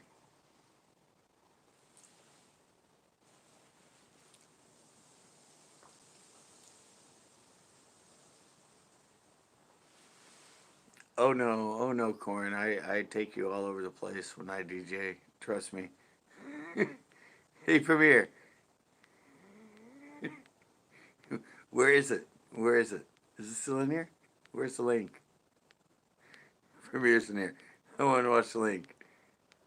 Oh, there it is. It's still in there. Hey, Premiere. Premiere, go back and watch the Tanner link. That's like, there it is. He put it in again. Premiere, make sure your kids aren't around. But Tanner just put that link in. That's a lot of lingerie video I put up on YouTube a long time ago. And it was the first ever thing I ever produced, I think, on computer as a video. But, but check out that link. Tell me what you think. I'd like to get Premier Hell's professional opinion of that video. Just make sure you're by yourself.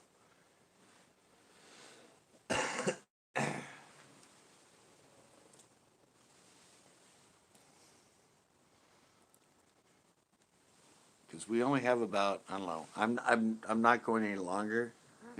I'm at 7% on battery. So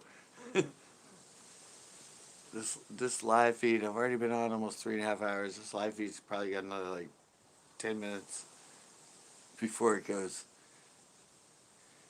um, down or ends.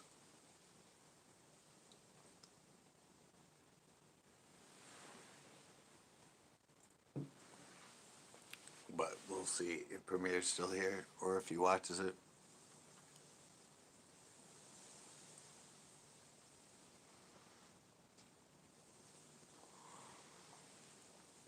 Yeah, it's kind of along that line.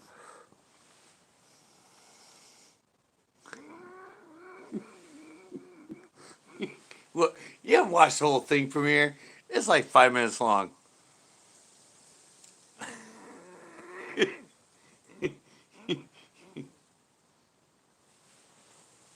It's 5 minutes long, Premiere. You couldn't have watched it.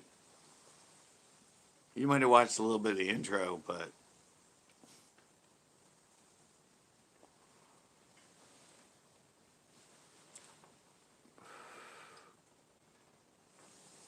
it's hard to watch the whole thing.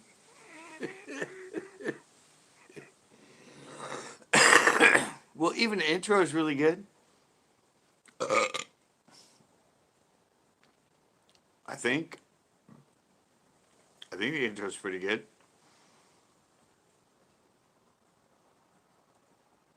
It is getting dangerous, though.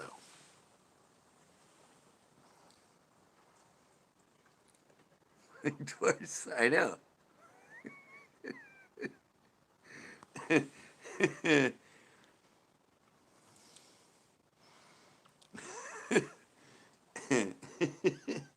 I know, it gets addicting.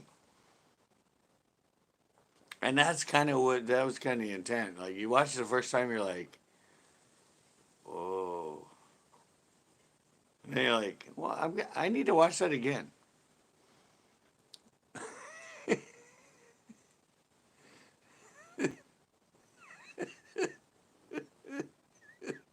Yeah, that was the intent of it. It's kind of creepy. It's kind of weird. But you kind of want to watch it again.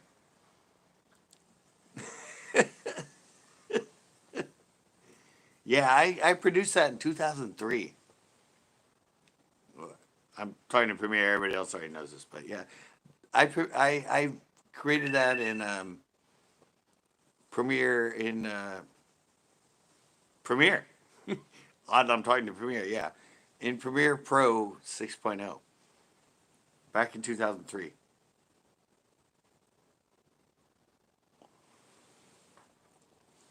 Spent 3 weeks editing it, and it took like 3 hours to render. But that was actually, yeah, that was produced in Premiere Pro 6.0 in 2003. And that's my ex-girlfriend. She was actually my girlfriend for 4 years when I filmed it. It's not some like creepy weird thing as far as that goes, but yeah, I know I'm dark because my power's going out, so it has me on saver.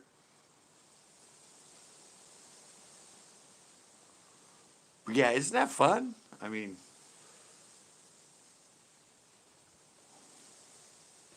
it was it was a labor of love.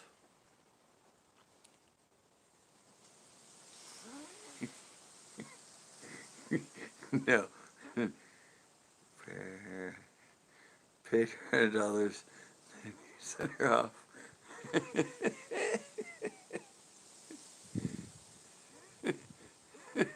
At one point, no, I think what Tanner said it has 900 views.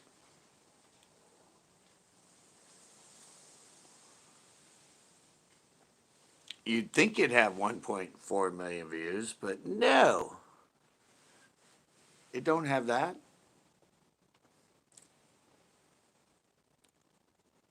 Your channel.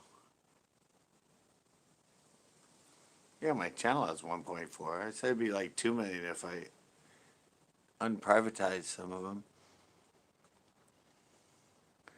The rest was good.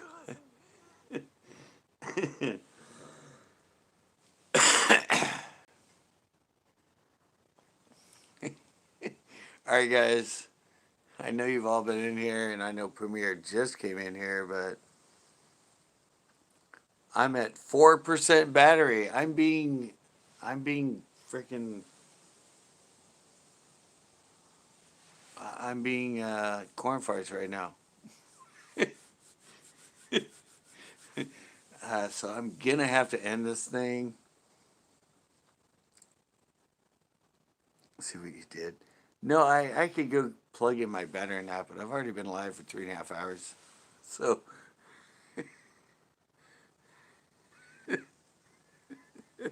yeah, corn farts wins. Yeah, I'm at 4%. I'm pulling the corn farts. Thank you, Premiere. Sorry you came in right at the end. Hope I didn't offend you with that video. It's just something that I thought was really cool. It was supposed to. It was well, yeah. Anyway, thanks guys so much. I'll be live tomorrow. I think I'm gonna be fishing. This is one of the best live streams. Yeah, tomorrow I think I might just go to El Cerro and try to catch some carp again. But I had the lake saved. um, yeah. Uh, yeah, I'm gonna try to go live fishing somewhere. I said I probably just El Cerro. I don't know what the winds are like and all that, but hopefully I can catch something there. Have fun with you guys. And oh, Jax is still in here. Nice. And yeah, other than I mean, dude, this is I will be tomorrow night and then panel Mondays, and then of course Tuesday night hangouts. So yeah, I know he was there. He was lurking. He's just watching the lingerie video over and over. Not really. He's not that way. Trust me. All right, guys. I will see you guys tomorrow night. The pier's open. I might go there. I'm not sure. I'd catch a hell of a lot more fish there, but I might just be hanging out at the old El Estero again. And yeah, I'll see you guys then.